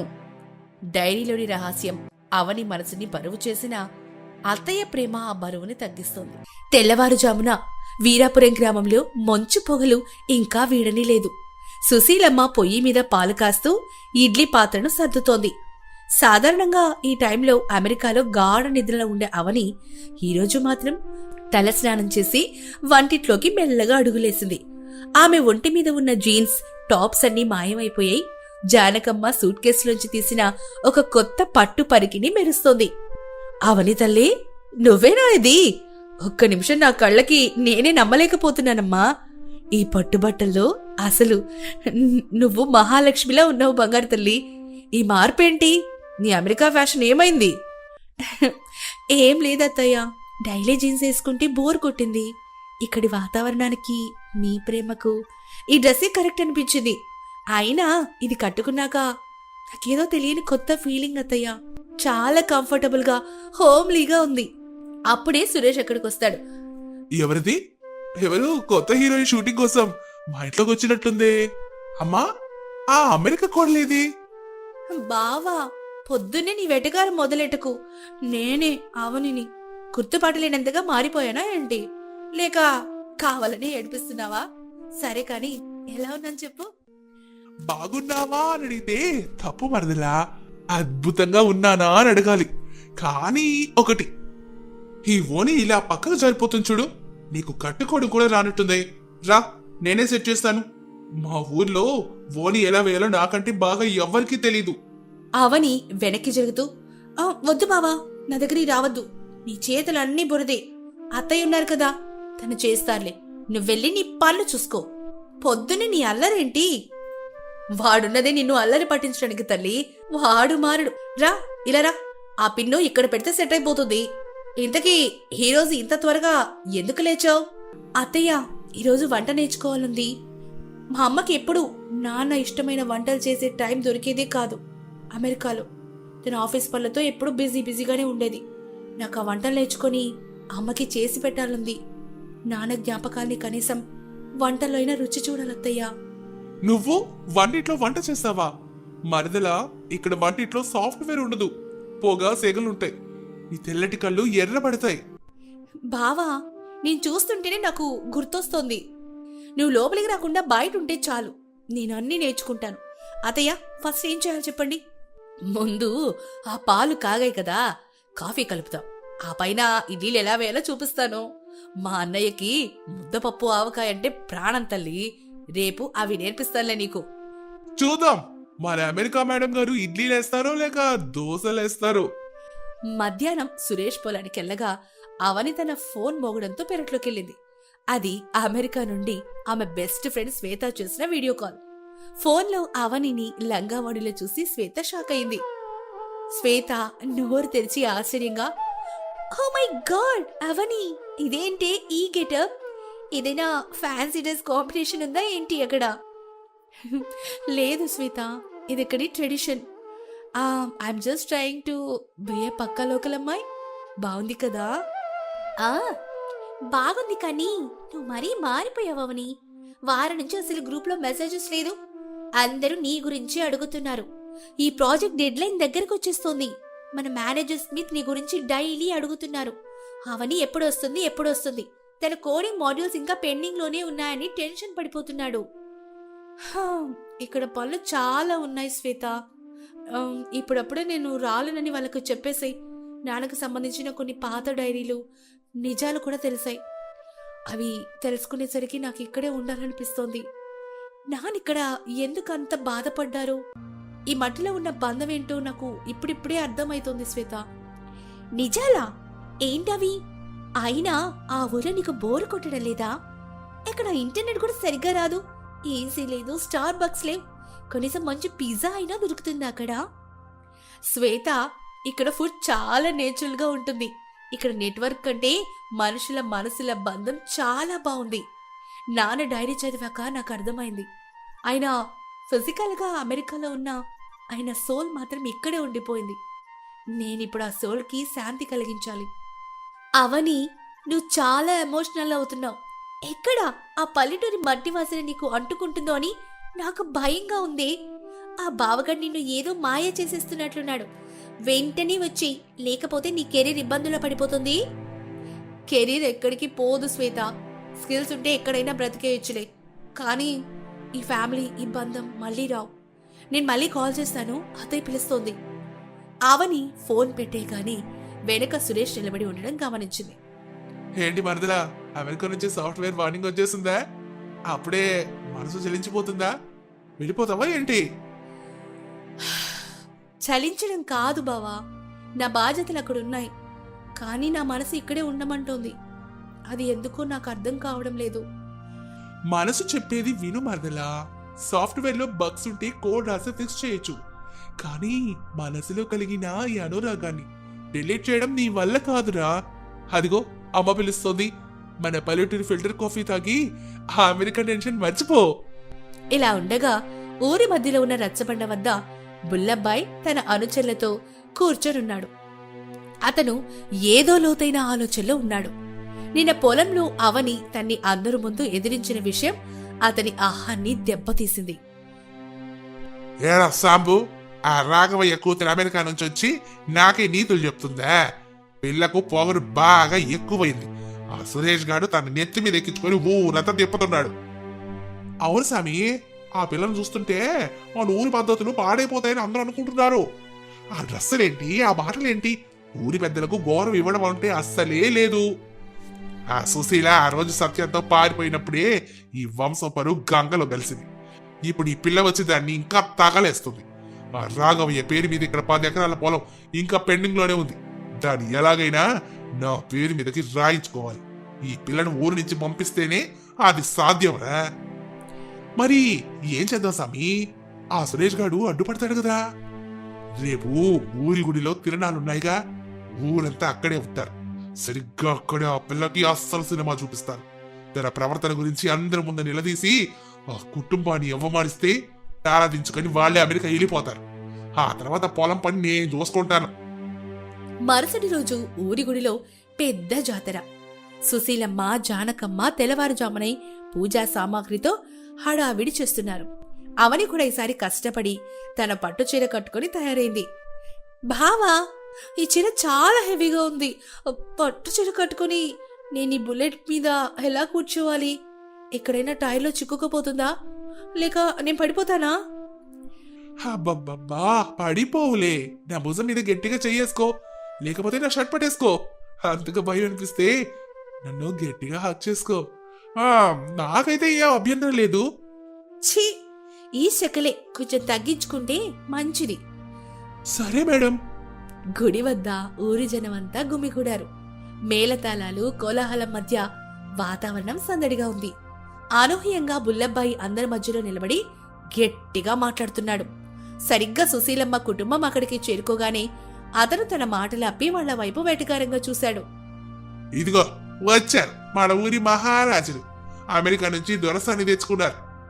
సుశీలమ్మ గారు, ఏంటి మీ కోడలు ఇక్కడ పర్మనెంటా, లేక మీ అబ్బాయిని అమెరికా తీసుకెళ్లి అక్కడ బర్గర్లు అమ్మమంటారా? బుల్లబ్బాయి గారు, ఇది గుడి. ఇక్కడ భక్తుండాలి, కానీ ఇలాంటి వెటకారాలొద్దు. అవని నా మేనకోడలు. ఆమె గురించి మాట్లాడే హక్కు మీకు లేదు. మేనకోడలా? ఆ రాఘవయ్య కూతురా? వాడు వదిలి పారిపోయి ఇక్కడ గొడవలు సృష్టించి వెళ్ళిపోయాడు. ఇప్పుడు ఈ పిల్లొచ్చి మన పద్ధతులు మారుస్తానంటే ఊరుకునేది లేదు. చూడు, గుడికి కూడా ఎలా వచ్చింది. ఈ పట్టు చీర కట్టుకోవడం కూడా రాదు. అమెరికాలో ప్యాంట్లు వేసుకునే వాళ్ళకి మన సంప్రదాయం ఏం తెలుస్తుంది? బుల్లబ్బాయ్, నోరు అదుపులో పెట్టుకో. ఇది గుడి కాబట్టి ఊరుకుంటున్నాను. మా అవని గురించి మాట్లాడడానికి నువ్వెవరువో? నీ పద్ధతులు నీ ఇంట్లోనే ఉంచుకో. ఆమె అమెరికా నుంచి వచ్చిన మన పద్ధతుల్ని గౌరవిస్తోంది. ఒరే సురేషో, పెద్దోళ్ళకి ఎలా గౌరవం ఇవ్వాలో నీకు తెలీదు. మీ నాన్న సత్యనారాయణ కూడా పారిపోయే పెళ్లి చేసుకున్నాడు. మీ వంశమే ఇంతే, పారిపోవడం, పద్ధతులు తప్పడం. ఈ పిల్ల రేపు మళ్ళీ అమెరికా పారిపోదని గ్యారంటీ ఏంటి? Stop it! మీరు మరీ పర్సనల్ గా వెళ్తున్నారు. మా నాన్న పారిపోలేదు. తన ఆత్మగౌరవం కోసం ఈ ఊరిలోని మీలాంటి వాళ్ళ సూటిపోటి మాటలు పడలేకే వెళ్లిపోయారు.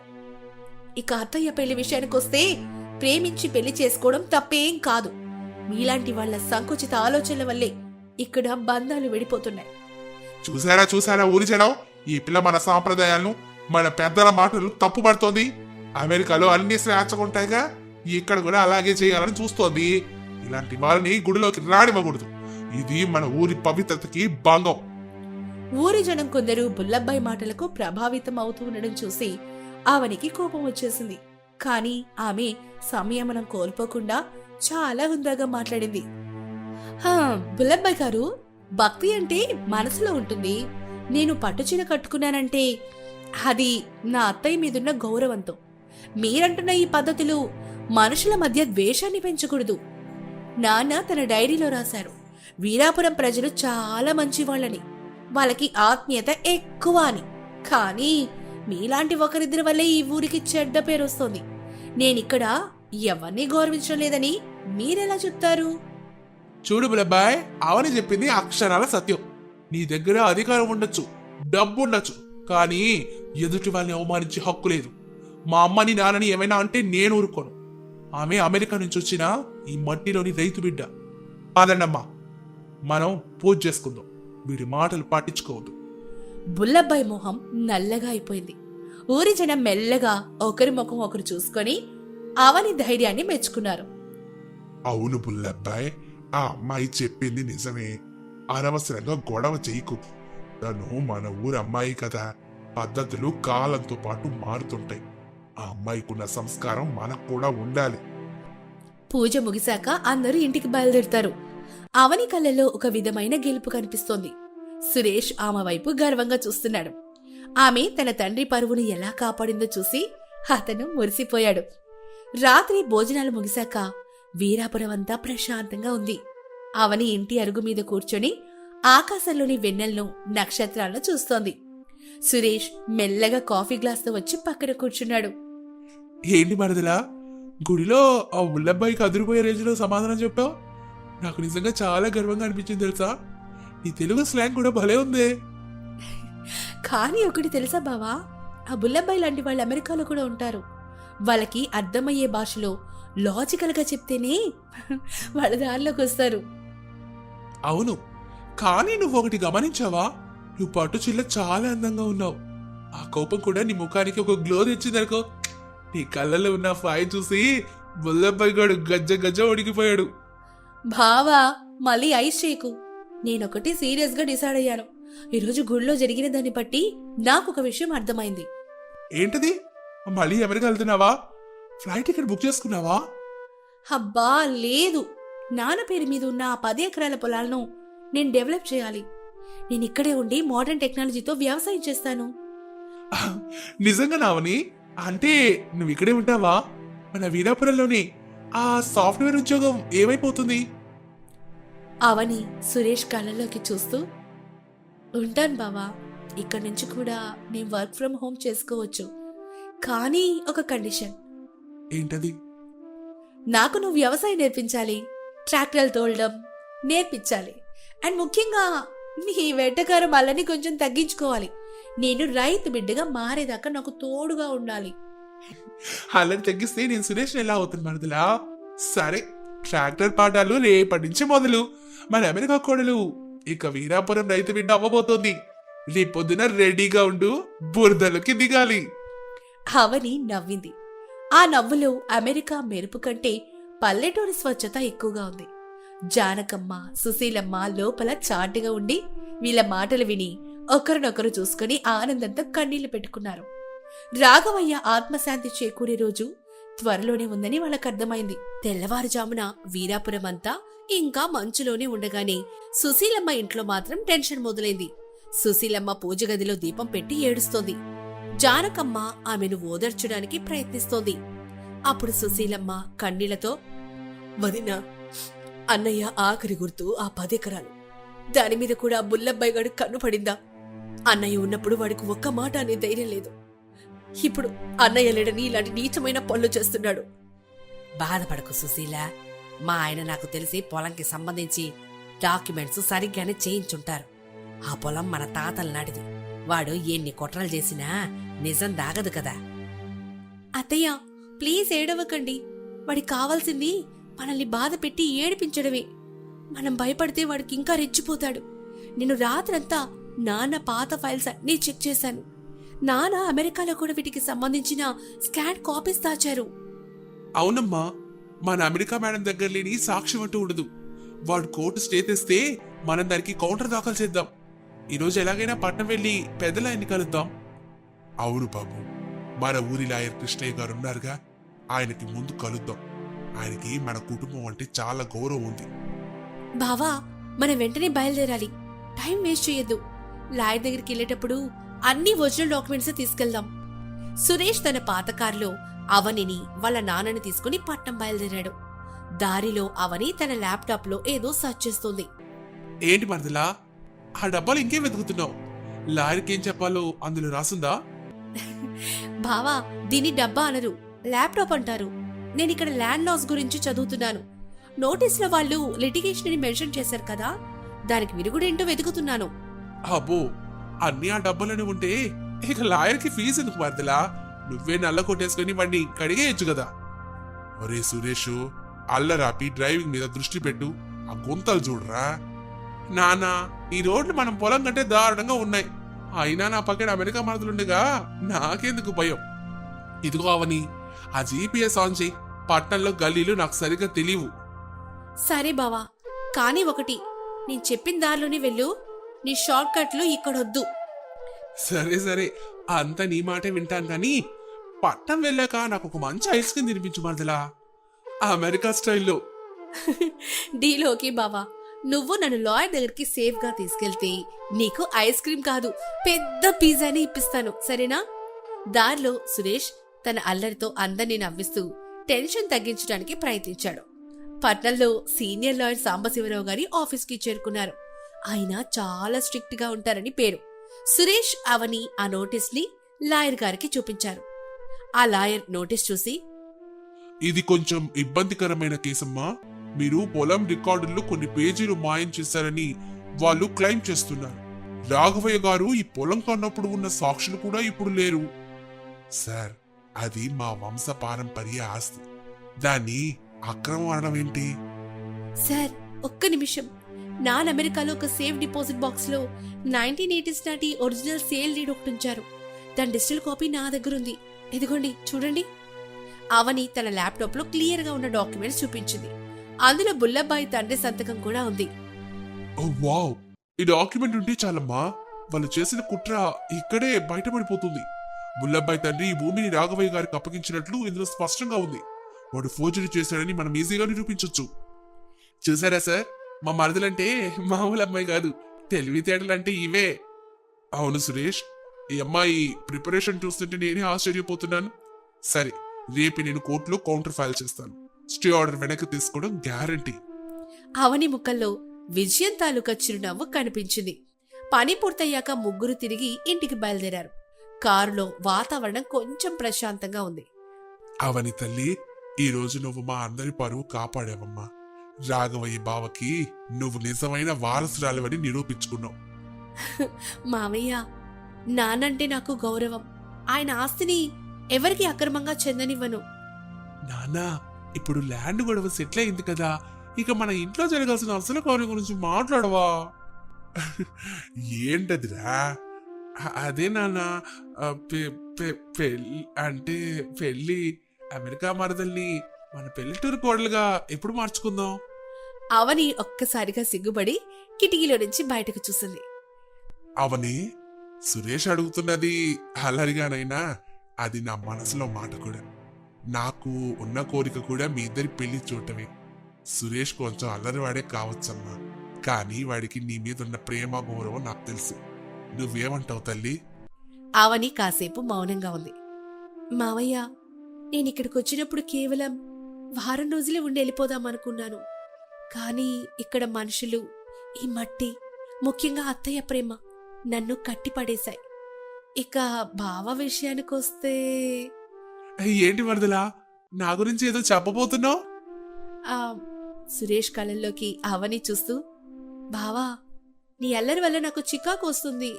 కానీ నువ్వు పక్కన లేకపోతే నాకు బోర్ కొడుతుంది. నువ్వు నన్ను ఎంత బాగా చూసుకుంటున్నావో నేను గమనిస్తున్నాను. మీ నాన్న కోరిక కూడా మన పెళ్లి చూడ్డమే అని తెలిసాక నేను వెనక్కి తగ్గకూడదని నిర్ణయించుకున్నాను. అంటే అంటే నువ్వు పెళ్లికి ఓకే చెప్పినట్టేనా? అవును బావా, నిన్ను పెళ్లి చేసుకోవడానికి నేను రెడీ. కానీ ఒక కండిషన్. అబ్బో, మళ్ళీ ఆ కండిషనా? ఏంటది? పెళ్లి తర్వాత కూడా నువ్వు నన్ను ట్రాక్టర్ తోలనివ్వాలి. అండ్ మన పొలంలో నేను చేసే మోడర్న్ ఫార్మింగ్ కి నువ్వు హెల్ప్ చేయాలి. డీల్ ఓకే అవని.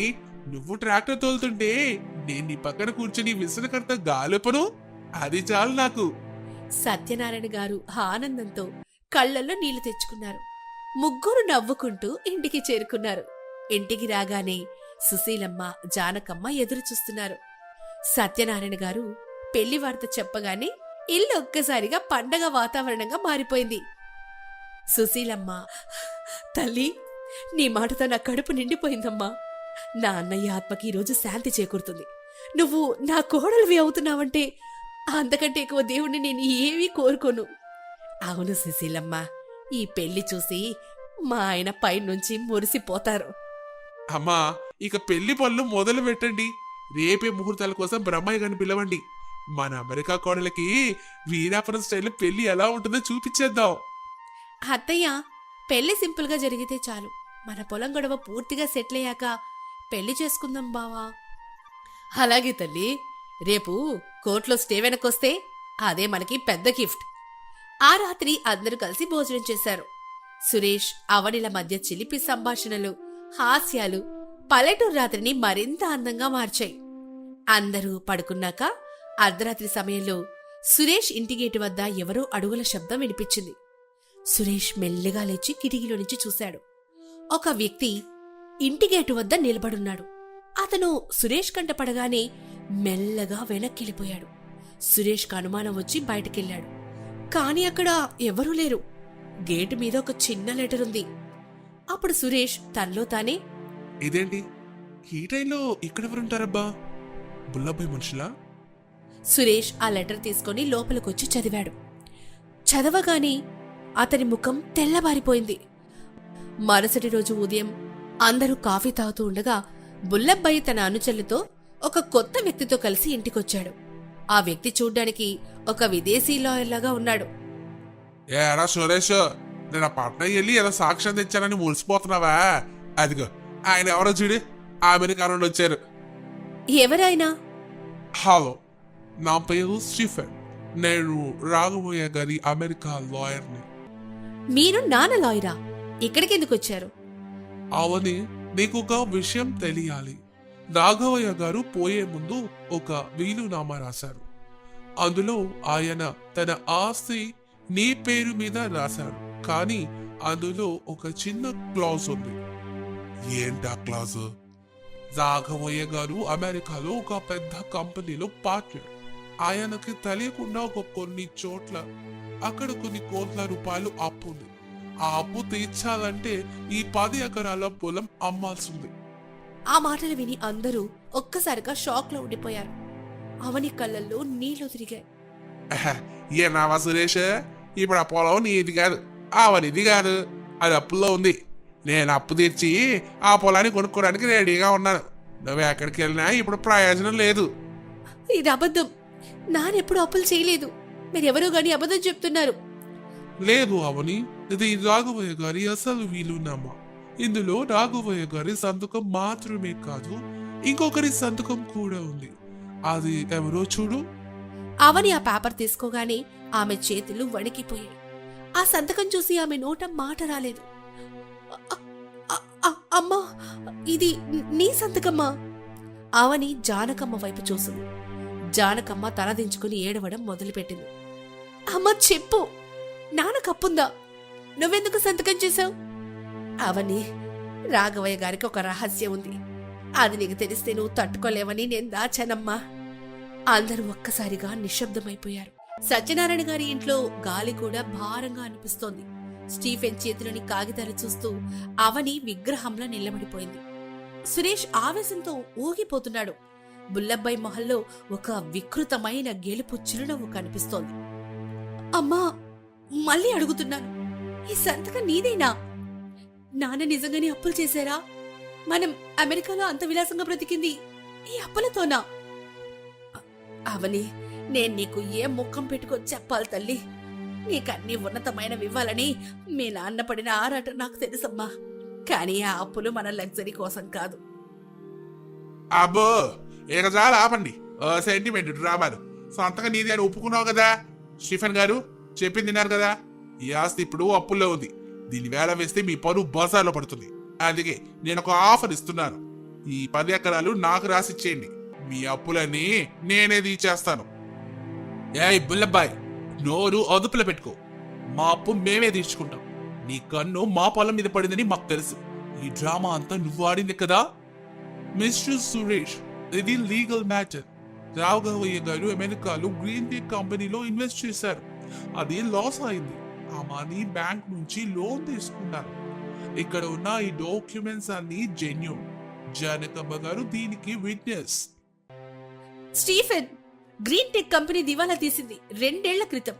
నానప్పుడు తన షేర్స్ అమ్మేశారు. అప్పెలా ఉంటుంది? అని బాండ్ పేపర్ మీద ఉన్న డే చూస్తుంటే నాన్న హాస్పిటల్లో ఉన్నప్పుడే అనిపిస్తోంది. అది అది హాస్పిటల్లో ఉన్నప్పుడే ఆయనకు తెలిసింది. ఆ తర్వాత మీరు ఇబ్బంది పడకూడదని అందుకే జానకమ్మతో సంతకం చేయించారు. అవునా కదా వదినా? అవునవని, ఆయన ఆఖరి రోజుల్లో చాలా టెన్షన్ పడ్డారు. నేను ఆయన బాధ చూడలేక అడిగిన చోటల్లా సంతకాలు చేసేశాను. అవని గదిలోకి వెళ్లి తలుపులేసుకుంది. ఆమెకు తెలుసు, తన తండ్రి రాఘవయ్య ఎప్పుడూ ఒక పద్ధతి ప్రకారం బ్రతికే మనిషి. ఆయన అప్పులు చేసి ఆస్తిని తాకట్టు పెట్టే రకం కాదు. ఆమె తన ల్యాప్టాప్ తెరిచి అమెరికాలోని తన ఆఫీస్ ఫ్రెండ్ కి కాల్ చేసింది. హే జాన్, నాకు ఒక అర్జెంట్ హెల్ప్ కావాలి. స్టీఫెన్ రాబర్ట్స్ అనే లాయర్ గురించి చెక్ చేయి. అండ్ గ్రీన్ టెక్ లో లోన్ అకౌంట్ నెంబర్ పంపిస్తున్నాను. అది క్లోజ్ అయిందో లేదో 5 minutes లో చెప్పు ప్లీజ్. సురేష్ అవని రూమ్ దగ్గరికి వెళ్ళాడు. అవని, తలుపు తీయవని. నువ్వు ఒంటరిగా బాధపడకు. ఆ పొలం పోతే పోయింది, మనం మళ్ళీ సంపాదించుకోవచ్చు. కానీ నువ్వు ఇలా ఉండడం నేను చూడలేనవని. సురేష్ మాటలకి అవని తలుపు తీసింది. బావా, ఇది పొలం విషయం కాదు, నాన్న నిజాయితీకి సంబంధించిన విషయం. నాన్న ఈ పొలాన్ని తన ప్రాణం కంటే ఎక్కువగా ప్రేమించారు. దాన్ని అప్పు కోసం అమ్మే రకం కాదాయన. నాకేదో తేడా కొడుతోంది బావా. ఆ స్టీఫెన్ గాడు బుల్లబ్బాయి మనిషిలాగే ఉండడవని, వాడు ఇక్కడికి రావడమే వింతగా ఉంది. అవని ల్యాప్టాప్ చూస్తూ, బావా దొరికింది చూడు. స్టీఫెన్ రాబర్ట్స్ అనే లాయర్ లైసెన్స్ అమెరికాలో 6 నెలల క్రితమే రద్దయింది. వాడొక fraud. And green tech loan నాన్న ఎప్పుడో క్లియర్ చేసేశారు. ఇదిగో ఈ డిజిటల్ రిసిప్ట్ చూడు. అంటే ఆ వీళ్ళనమ్మ ఆ అప్పంతా అబద్ధమే. మరి మన అత్తయ్య గారు ఎందుకలా చెప్పారు? ఎక్కడ ఏదో రహస్యం ఉంది బావా. అమ్మకి నాన్న ఏదో చెప్పారు. అది అమ్మ మనసులో బరువుగా ఉంది. మనం అమ్మని అడిగితే నిజం చెప్పదు. ఆ బుల్లబ్బాయి ముందే నిజాన్ని బయటకు లాగాలి. అవని సురేష్ మెల్లగా హాల్లోకొచ్చారు. ఏమ్మా అవనే, ఆలోచించుకున్నావా? మీ అమ్మగారికి జైలు శిక్ష పడకుండా ఉండాలంటే ఈ పేపర్ల మీద నువ్వు కూడా సంతకం చేయాలి. సంతకం చేస్తాను బుల్లబ్బాయి గారు, కానీ నాకు ఒక చిన్న డౌట్. స్టీఫెన్ గారు, మీరు అమెరికాలో బార్ అసోసియేషన్ నుంచి సస్పెండ్ అయ్యారు కదా, ఆ విషయం ఇక్కడ ఎవరికీ తెలియదు అనుకున్నారా? What? No no, you are mistaken. And ఈ లోన్ పేపర్స్ ఇవి నాన్న సంతకాన్ని ఫోర్జరీ చేసి క్రియేట్ చేసినవి. నాన్న లోన్ ఎప్పుడు కట్టేశారు?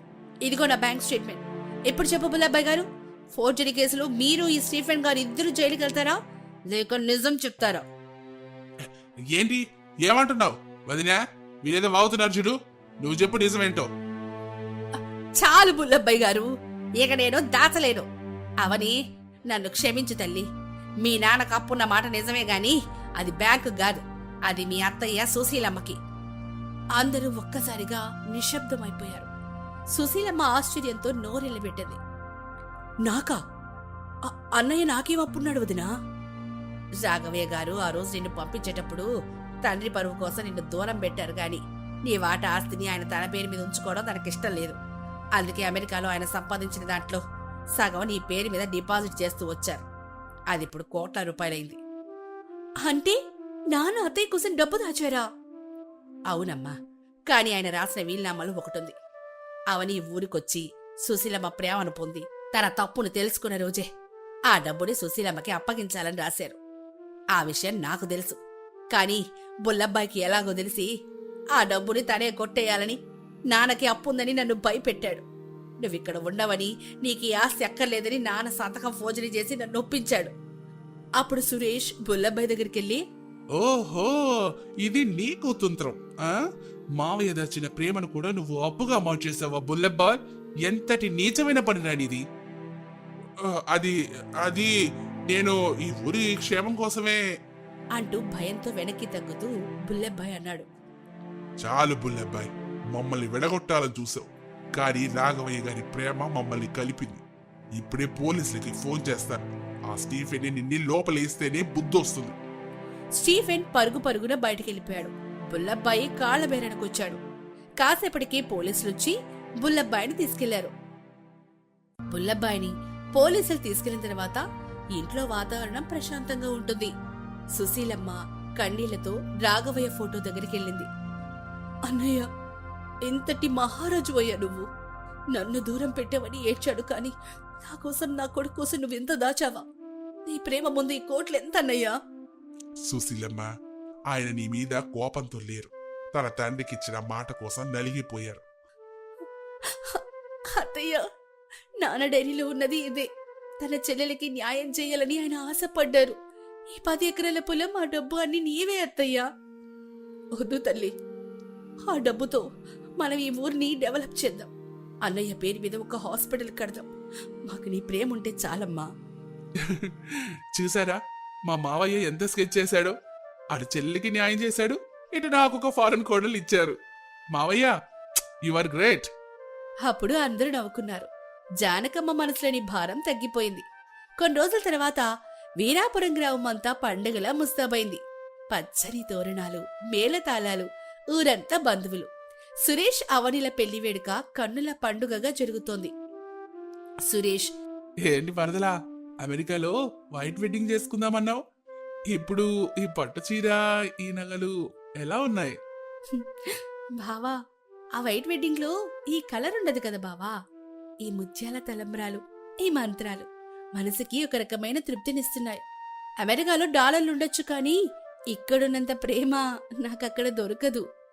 మరి పెళ్లి తర్వాత కూడా ట్రాక్టర్ తోలుతానన్నావు కదా, ముహూర్తం అయిపోగానే పొలానికి వెళ్దామా? ఖచ్చితంగా బావా, ఈ పొలం నాన్న జ్ఞాపకం. దాన్ని నేను బంగారు పంటగా మారుస్తాను. అండ్ నీ అల్లరి భరించడానికి నాకు ఒక లైఫ్ టైం సరిపోదనుకుంటా. సుశీలమ్మ, చాలు చాలురా. పెళ్లి పీటల మీద కూడా మీ గొడవలేనా? మీరెప్పుడు ఇలాగే నవ్వుతూ ఉండాలి. జానకమ్మ, చూసావా, మన రాఘవయ్య అనుకున్నట్టే జరిగింది. అమెరికా కోడలు మన పల్లెటూరింటి మహాలక్ష్మి అయింది. పెళ్లి ముగిసింది. సాయంత్రం వేళ కొత్త జంట సురేష్ అలాగే అవని పొలం గట్టు మీద నడుస్తున్నారు. బావా, నీకొకటి తెలుసా? నాన్న చనిపోయినప్పుడు నేను అనాథని అనుకున్నాను. కాని ఇక్కడికి వచ్చాక తెలిసింది, నాకంటూ ఒక పెద్ద కుటుంబం ఉందని, నాన్న ప్రేమ ఎప్పుడూ నాతోనే ఉందని. అవునవుని, మన బంధం ఈ మట్టిలోనే ఉంది. మనం ఎంత దూరం వెళ్ళినా ఆ మట్టి వాసన మనల్ని తిరిగి లాక్కుంటుంది. నువ్వు అమెరికా నుంచి ఇక్కడికి రావడం అనేది ఒక ప్రయాణం కాదు, అది నీ ఇంటికి నువ్వు తిరిగి రావడం. నిజమే బావా, ఫారెన్ కోడలు అన్న పేరు కంటే వీరాపురం రైతు కోడలు అన్న పేరు నాకు చాలా గర్వంగా ఉంది. సురేష్ ఆమె చేయి పట్టుకొని, అయితే పద, ఆ ట్రాక్టర్ వెయిట్ చేస్తుంది. రేపటి నుంచి మన కొత్త ప్రయాణం మొదలు పెడదాం. ఇద్దరు నవ్వుకుంటూ పొలం గట్ల మీద నడుస్తుంటే రాఘవయ్య ఆత్మ శాంతించినట్లుగా ఆ మట్టిలో ఒక చల్లని గాలి వీచింది. మరి ఈ కథ ద్వారా మనం తెలుసుకున్న నీతేంటో తెలుసా? డబ్బు, హోదా, విదేశీ ప్రయాణాలు జీవితానికి సౌకర్యాన్నివ్వగలవు, కానీ మన సంప్రదాయాలు మరియు మన వాళ్ల ప్రేమ మాత్రమే మనకి నిజమైన సంతృప్తినిస్తాయి. నిజాయితీతో కూడిన ప్రేమ ఏనాటికైనా గెలుస్తుంది. మన వారసత్వానికి కాపాడుకోవడమే మనం మన పెద్దలకిచ్చే నిజమైన గౌరవం. గత ఎపిసోడ్లో అవనిని కాపాడుకోవడానికి సురేష్ తల్లికి లొంగి ఆనంద్ రాసిన ఉత్తరాన్ని అనసూయకి ఇచ్చేస్తాడు. అనసూయ ఆ ఉత్తరాన్ని కాల్చేస్తుంది. కాని అవని పరిస్థితి విషమించి గుండె ఆగిపోతుంది.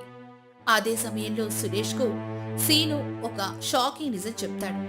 అనసూయ కాల్చింది కేవలం జెరాక్స్ కాపీ అని, అసలైన లెటర్ తన దగ్గరే ఉందని. ఆ సమయంలో ఆస్పత్రి ఐసీయూలో వాతావరణం ఉద్రిక్తంగా మారింది. సురేష్, సీను ఆందోళనగా ఉన్నారు. అమ్మాయి లే, ఆ రాక్షసి గెలవకూడదు, నువ్వు లేవాలి. అవని, నువ్వు వెళ్ళకూడదు, నేను గెలిచానవని. మన దగ్గర సాక్ష్యం ఉంది, దయచేసి కళ్ళు తెరు. డాక్టర్, ఏదో ఒకటి చెయ్యండి.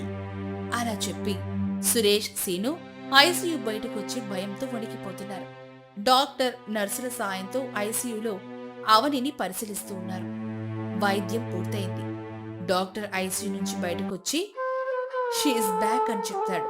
సురేష్ ఆనందంతో దేవుడికి దండం పెట్టుకుంటూ, thank you God, thank you. Seenu, Suresh ఇద్దరి కళ్ళల్లో ఆనంద బాష్పాలు. బాబు గారు, అవని గారు గెలిచారు. ఇక గెలవాల్సింది మనమే. అనసూయ గారికి అసలైన షాక్ ఇవ్వాల్సిన టైం వచ్చింది. సురేష్ కళ్ళల్లో నిప్పులు కురిపిస్తూ, అవును సీను, అవని కోలుకోగాని ఈ నాటకానికి ముగింపిస్తాను. ఈసారి మా అమ్మ గుండె ఆగినా సరే నేను మాత్రం ఆగను. 3 రోజుల తర్వాత ఉదయం 10 గంటలు జూబ్లీ హిల్స్ లోని అనసూయ ఇల్లు. ఇల్లంతా పూలతో అలంకరించింది. బయట మీడియా వ్యాన్లు కూడా ఉన్నాయి. అనసూయ చాలా దర్జాగా తయారైంది. అనసూయ, నీ తెలివికి దండం పెట్టాలే. ఆనంద్ వర్ధంతిని ఆనంద్ మెమోరియల్ చారిటీ ట్రస్ట్ ప్రారంభోత్సవంగా మార్చావు. మీడియా మొత్తం వచ్చింది. ఇప్పుడు నీ పరువు ఆకాశంలో ఉంటుంది. పరువును కాపాడుకోవాలంటే ఇలాంటి ట్రిక్సే ప్లే చేయాలి రాజీ. ఆ సురేష్ గాడు ఆసుపత్రిలో ఏడుస్తుండుంటాడు. ఆ అవని సత్య ఉంటుంది. ఒకవేళ బతికినా వాడి దగ్గర సాక్ష్యం లేదు కదా. నా సామ్రాజ్యం సేఫ్. అప్పుడు ప్రారంభోత్సవానికి వచ్చిన మీడియా రిపోర్టర్ ఇలా అంటాడు. మేడం, లైవ్ స్టార్ట్ అవుతోంది. మీరు స్టేజ్ మీదకి రండి. గెస్ట్ అందరు వచ్చారు. అనసూయ స్టేజ్ మీదకెక్కి మైక్ తీసుకుంది. కెమెరాలన్నీ ఆమె వైపే ఉన్నాయి. నమస్కారం. ఈ రోజు నా పెద్ద కుమారుడు ఆనంద్ జ్ఞాపకార్థం పేదోళ్ల కోసం ఈ ట్రస్ట్ని స్థాపిస్తున్నాను. నా కొడుకు ఆనంద్ ఎంతో గొప్పవాడు, సంస్కారం ఉన్నవాడు. సరిగ్గా అప్పుడే గేటు దగ్గర ఒక అంబులెన్స్ సైరన్ మోగింది. అందరూ అటువైపు తిరిగారు. అంబులెన్స్ వెనక సురేష్ కారు కూడా వచ్చింది. అనసూయ, సురేష్ వచ్చాడే, కానీ అంబులెన్స్ ఏంటి? బాడీ తీసుకొచ్చాడా? అయ్యో పాపం, అవని చనిపోయినట్టుంది. మీడియా ముందు సింపతి కొట్టేయడానికి ఇదే మంచి ఛాన్స్. అయ్యయ్యో నా చిన్న కోడలు, ఆరోగ్యం బాలేదని చెప్పాను కదయ్యా. బహుశా ఏదో జరగరాందే జరిగి ఉంటుంది అని మైక్లో ఏడుస్తుంది. సురేష్ కారులోంచి దిగాడు. అంబులెన్స్ లో నుంచి సీను ఒక వీల్ చైర్ని దించాడు. అందులో అవని కూర్చొనుంది. ఆమె ముఖం ఇంకా పాలిపోయింది, కాని కళ్ళల్లో ధైర్యం ఉంది. ఆమె చేతిలో సెలైన్ బాటిల్ స్టాండ్ సీను పట్టుకున్నాడు. మీడియా వాళ్ళు కెమెరాని జూమ్ చేస్తూ, అదిగో సురేష్ గారు, ఆయన భార్య బతికే ఉన్నారే. ఆ సమయంలో సురేష్, సీను వీల్ చైర్లో అవనిని తీసుకొస్తూ స్టేజ్ వైపు నడుచుకుంటూ వచ్చారు. అనసూయ ముఖంలో రంగులు మారాయి. సురేష్ నేరుగా స్టేజ్ మీదకెక్కి అనసూయ చేతిలో నుంచి మైక్ లాక్కున్నాడు. మైక్ వదలకుండా గట్టిగా పట్టుకుంది అనసూయ. సురేష్, ఏం చేస్తున్నావురా? ఇది లైవ్, కిందకు దిగు. సురేష్ మైక్ లాక్కొని, అవును మమ్మీ, ఇది లైవ్ కాబట్టి మాట్లాడుతున్నా. రికార్డెడ్ అయితే నువ్వు ఎడిట్ చేస్తావు కదా. అందరు షాక్ అయ్యారు. మీడియా ఆసక్తిగా చూస్తోంది. సురేష్ మీడియా వైపు తిరిగి, అందరికీ నమస్కారం.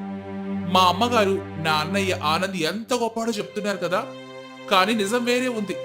ఈ ట్రస్ట్, ఈ చారిటీ అంతా ఒక ముసుగు, ఒక అబద్ధాన్ని దాచడానికి వేసిన రంగు. నోరు ముయ్యిరా, ఆస్తులు చిల్లి గవ్వ కూడా ఇవ్వడం, రోడ్డున పడిపోతావు. ఆస్తి కాదు మమ్మీ, నిజం ముఖ్యం. ఫ్రెండ్స్, 8 ఏళ్ల క్రితం నా అన్నయ్య ఆనంద్ చనిపోయింది యాక్సిడెంట్ లో కాదు, డ్రగ్స్ మత్తులు. మీడియా వాళ్ళంతా షాక్ అయ్యారు. జనం గుసగుసలాడారు. అనసూయ ఏమో వణికిపోయింది. నా అన్నయ్య డ్రగ్స్ కి బానిసయ్యాడు, కానీ ఆ నిందను మా అమ్మ ఒక అమాయకమైన అమ్మాయి మీద వేసింది. ఆ అమ్మాయి నా భార్య అవని. వీల్ చైర్లో ఉన్న అవనిని చూపిస్తూ అంటాడు. ఈమెను ఇన్నాళ్ళు ఒక హంతకురాలుగా చిత్రీకరించి చంపడానికి ప్రయత్నించింది. అబద్ధం. వీడు ఆస్తి కోసం నా మీద నిందలేస్తున్నాడు. వీడికి పిచ్చి పట్టింది. సాక్ష్యమేది? అప్పుడు సీను ముందుకొచ్చి, సాక్ష్యం ఇదిగోండి మేడం. అప్పుడు సీను జేబులోంచి ప్లాస్టిక్ కవర్లో ఉన్న ఆనంద్ లెటర్ తీసి పైకి చూపించాడు. అనసూయ షాక్తో, అది నేను కాల్ చేశానుగా. నువ్వు కాల్చింది జెరాక్స్ కాపీ మమ్మీ, ఒరిజినల్ ఇదిగో. ఇందులో ఆనంద్ అన్నయ్యే స్వయంగా రాశాడు. నేను డ్రగ్స్ అడిక్ట్ ని, అవని దేవత. ఆమె నన్ను మార్చడానికి ప్రయత్నించింది, కానీ నేను వినలేదు అని. సీను ఆ లెటర్ని మీడియా వాళ్ళ చేతిలో పెట్టాడు. నిజం బట్టబయలైంది. మీడియా అనసూయను ప్రశ్నలతో ఉక్కిరి బిక్కిరి చేస్తోంది. మీరు సొంత కొడుకు నిజాన్ని దాచి కోడల్ని వేధించారా? ఆమెను చంపడానికి ప్రయత్నించారా? అంటూ ప్రశ్నల వర్షం కురిపించారు. కాదు కాదు, అబద్ధం. ఆ లెటర్ ఫేక్, అవని ఫేక్ అంటూ పిచ్చిదానిలాగా అరుస్తోంది. చాలు మమ్మీ, ఇంకా నటించుకు. నీ పరువు, నీ హోదా, నీ గర్వం అన్నీ ఈ రోజుతో అంతమయ్యాయి. నువ్వు ఓడిపోయావు. సురేష్ స్టేజ్ దిగి అవని దగ్గరికి వెళ్ళాడు. అవని కళ్ళల్లో నీళ్లు తిరిగాయి. ఆమె సురేష్ చేతిని గట్టిగా పట్టుకుంది. ఏవండి, థ్యాంక్ యూ. థ్యాంక్స్ నాకు కాదవని, మన సీనుకు చెప్పు. వాడు లేకపోతే ఈరోజు మనం లేం. వాడు దొంగగా ఇంట్లోకి వచ్చి మనకి ప్రాణభిక్ష పెట్టాడు. అప్పుడే అక్కడికి పోలీసులు వచ్చారు. కానీ ఈసారి సిఐ రుద్ర కాదు, డీసీపీ వచ్చారు. రుద్రని సస్పెండ్ చేసినట్లు, అనసూయను విచారణకు తీసుకెళ్తున్నట్లు చెప్పారు. అనసూయ సురేష్తో, సురేషు, ఎంత పని చేశావురా? కన్న తల్లిని జైలుకు పంపిస్తావా? నీకు ఈ ఆస్తి దక్కదు, ఈ ఇల్లు దక్కదు, శపించెళ్తున్నాను. నీ ఆస్తి నీ ఇల్లు నాకు అక్కర్లేదు అమ్మి. అందులో క్రూరత్వం తప్ప ప్రేమ లేదు. నేను ఈ ఇంటిని వదిలేస్తున్నాను. ఆ సమయంలో అనసూయను పోలీసులు తీసుకెళ్లారు. గెస్ట్లందరూ వెళ్ళిపోయారు. ఇల్లు నిర్మానుష్యంగా మారింది. సురేష్, అవని, సీను వీళ్ళు మాత్రమే గేటు దగ్గరున్నారు. అప్పుడు సురేష్ తండ్రి అక్కడికి వస్తాడు. సురేషు, వెళ్ళిపోతున్నావా నాన్న? అవును డాడీ, ఈ ఇంట్లో గోడలు మనుషుల కంటే ఎక్కువ మాట్లాడతాయి. ఇక్కడ ఉండలేను. నేను పిరికివాడిని నాన్న. మీ అమ్మకు భయపడి ఇన్నాళ్ళు మౌనంగా ఉండిపోయాడు. కానీ ఈరోజు నువ్వు చేసిన పని చూసి గర్వపడుతున్నాను. ఎలు నాన్న, బతుకు. కానీ ఖాళీ చేతులతో ఎలా వెళ్తావు? ఖాళీ చేతులు కావు డాడీ. నా దగ్గర నా భార్య ఉంది. నన్ను నమ్ముకున్న స్నేహితుడు సీను ఉన్నాడు. నా ఆత్మవిశ్వాసం ఉంది. అంతకంటే ఏం కావాలి? అలా సురేష్ అవనిని తీసుకుని సీనుతో కలిసి ఆ పెద్ద ఇంద్రభవనం గేటు దాటి బయటకొచ్చాడు. వెనక్కి తిరిగి చూడనే లేదు. అది 1 సంవత్సరం తర్వాత వసంతకాలం. హైదరాబాద్ శివాలలో ఒక చిన్న పెంకుటిల్లు. ఇంటి ముందు చిన్న తోట. అక్కడ రంగురంగుల పూలు పూసున్నాయి. అవని పూర్తిగా ఆరోగ్యంగా ఉంది. ఆమె మొక్కలకు నీళ్లు పోస్తోంది. సురేష్ చిన్న ఆర్గానిక్ ఫుడ్ బిజినెస్ ని స్టార్ట్ చేశాడు. అవని, గుడ్ న్యూస్. మన ఆర్గానిక్ ఫుడ్ బిజినెస్ కి ఫస్ట్ పెద్ద ఆర్డర్ వచ్చింది. నిజంగానా? చాలా మంచి వార్తండి. లోపలుంచి సీను కూడా వచ్చాడు. అతనిప్పుడు ఆ ఇంట్లో ఒక కుటుంబ సభ్యుడిగా, సురేష్ బిజినెస్ పార్ట్నర్గా ఉన్నాడు. బాబుగారు, స్వీట్ తేవాలి కదా మరి. ఊరికే చెప్తే ఎలా? తెచ్చానురా దొంగ మొహ. ఇదిగో జిలేబీ. ముగ్గురు కలిసి ఇంటి వరండాలో కూర్చొని స్వీట్లు తింటున్నారు.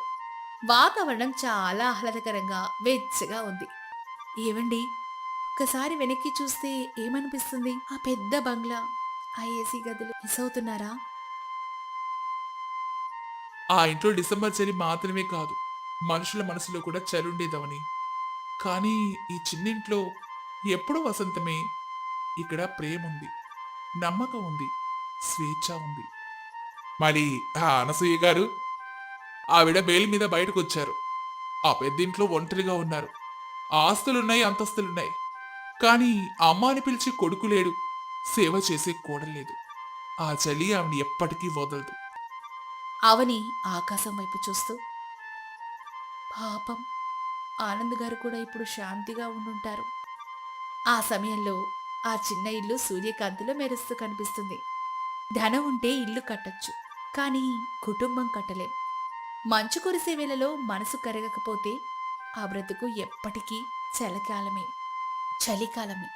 ప్రేమ, నమ్మకం ఉన్న చోట పేదరికం కూడా పండుగలాగా మారుతుంది. ఇది మంచు కురిసే వేళ మనసు కరిగిన కథ.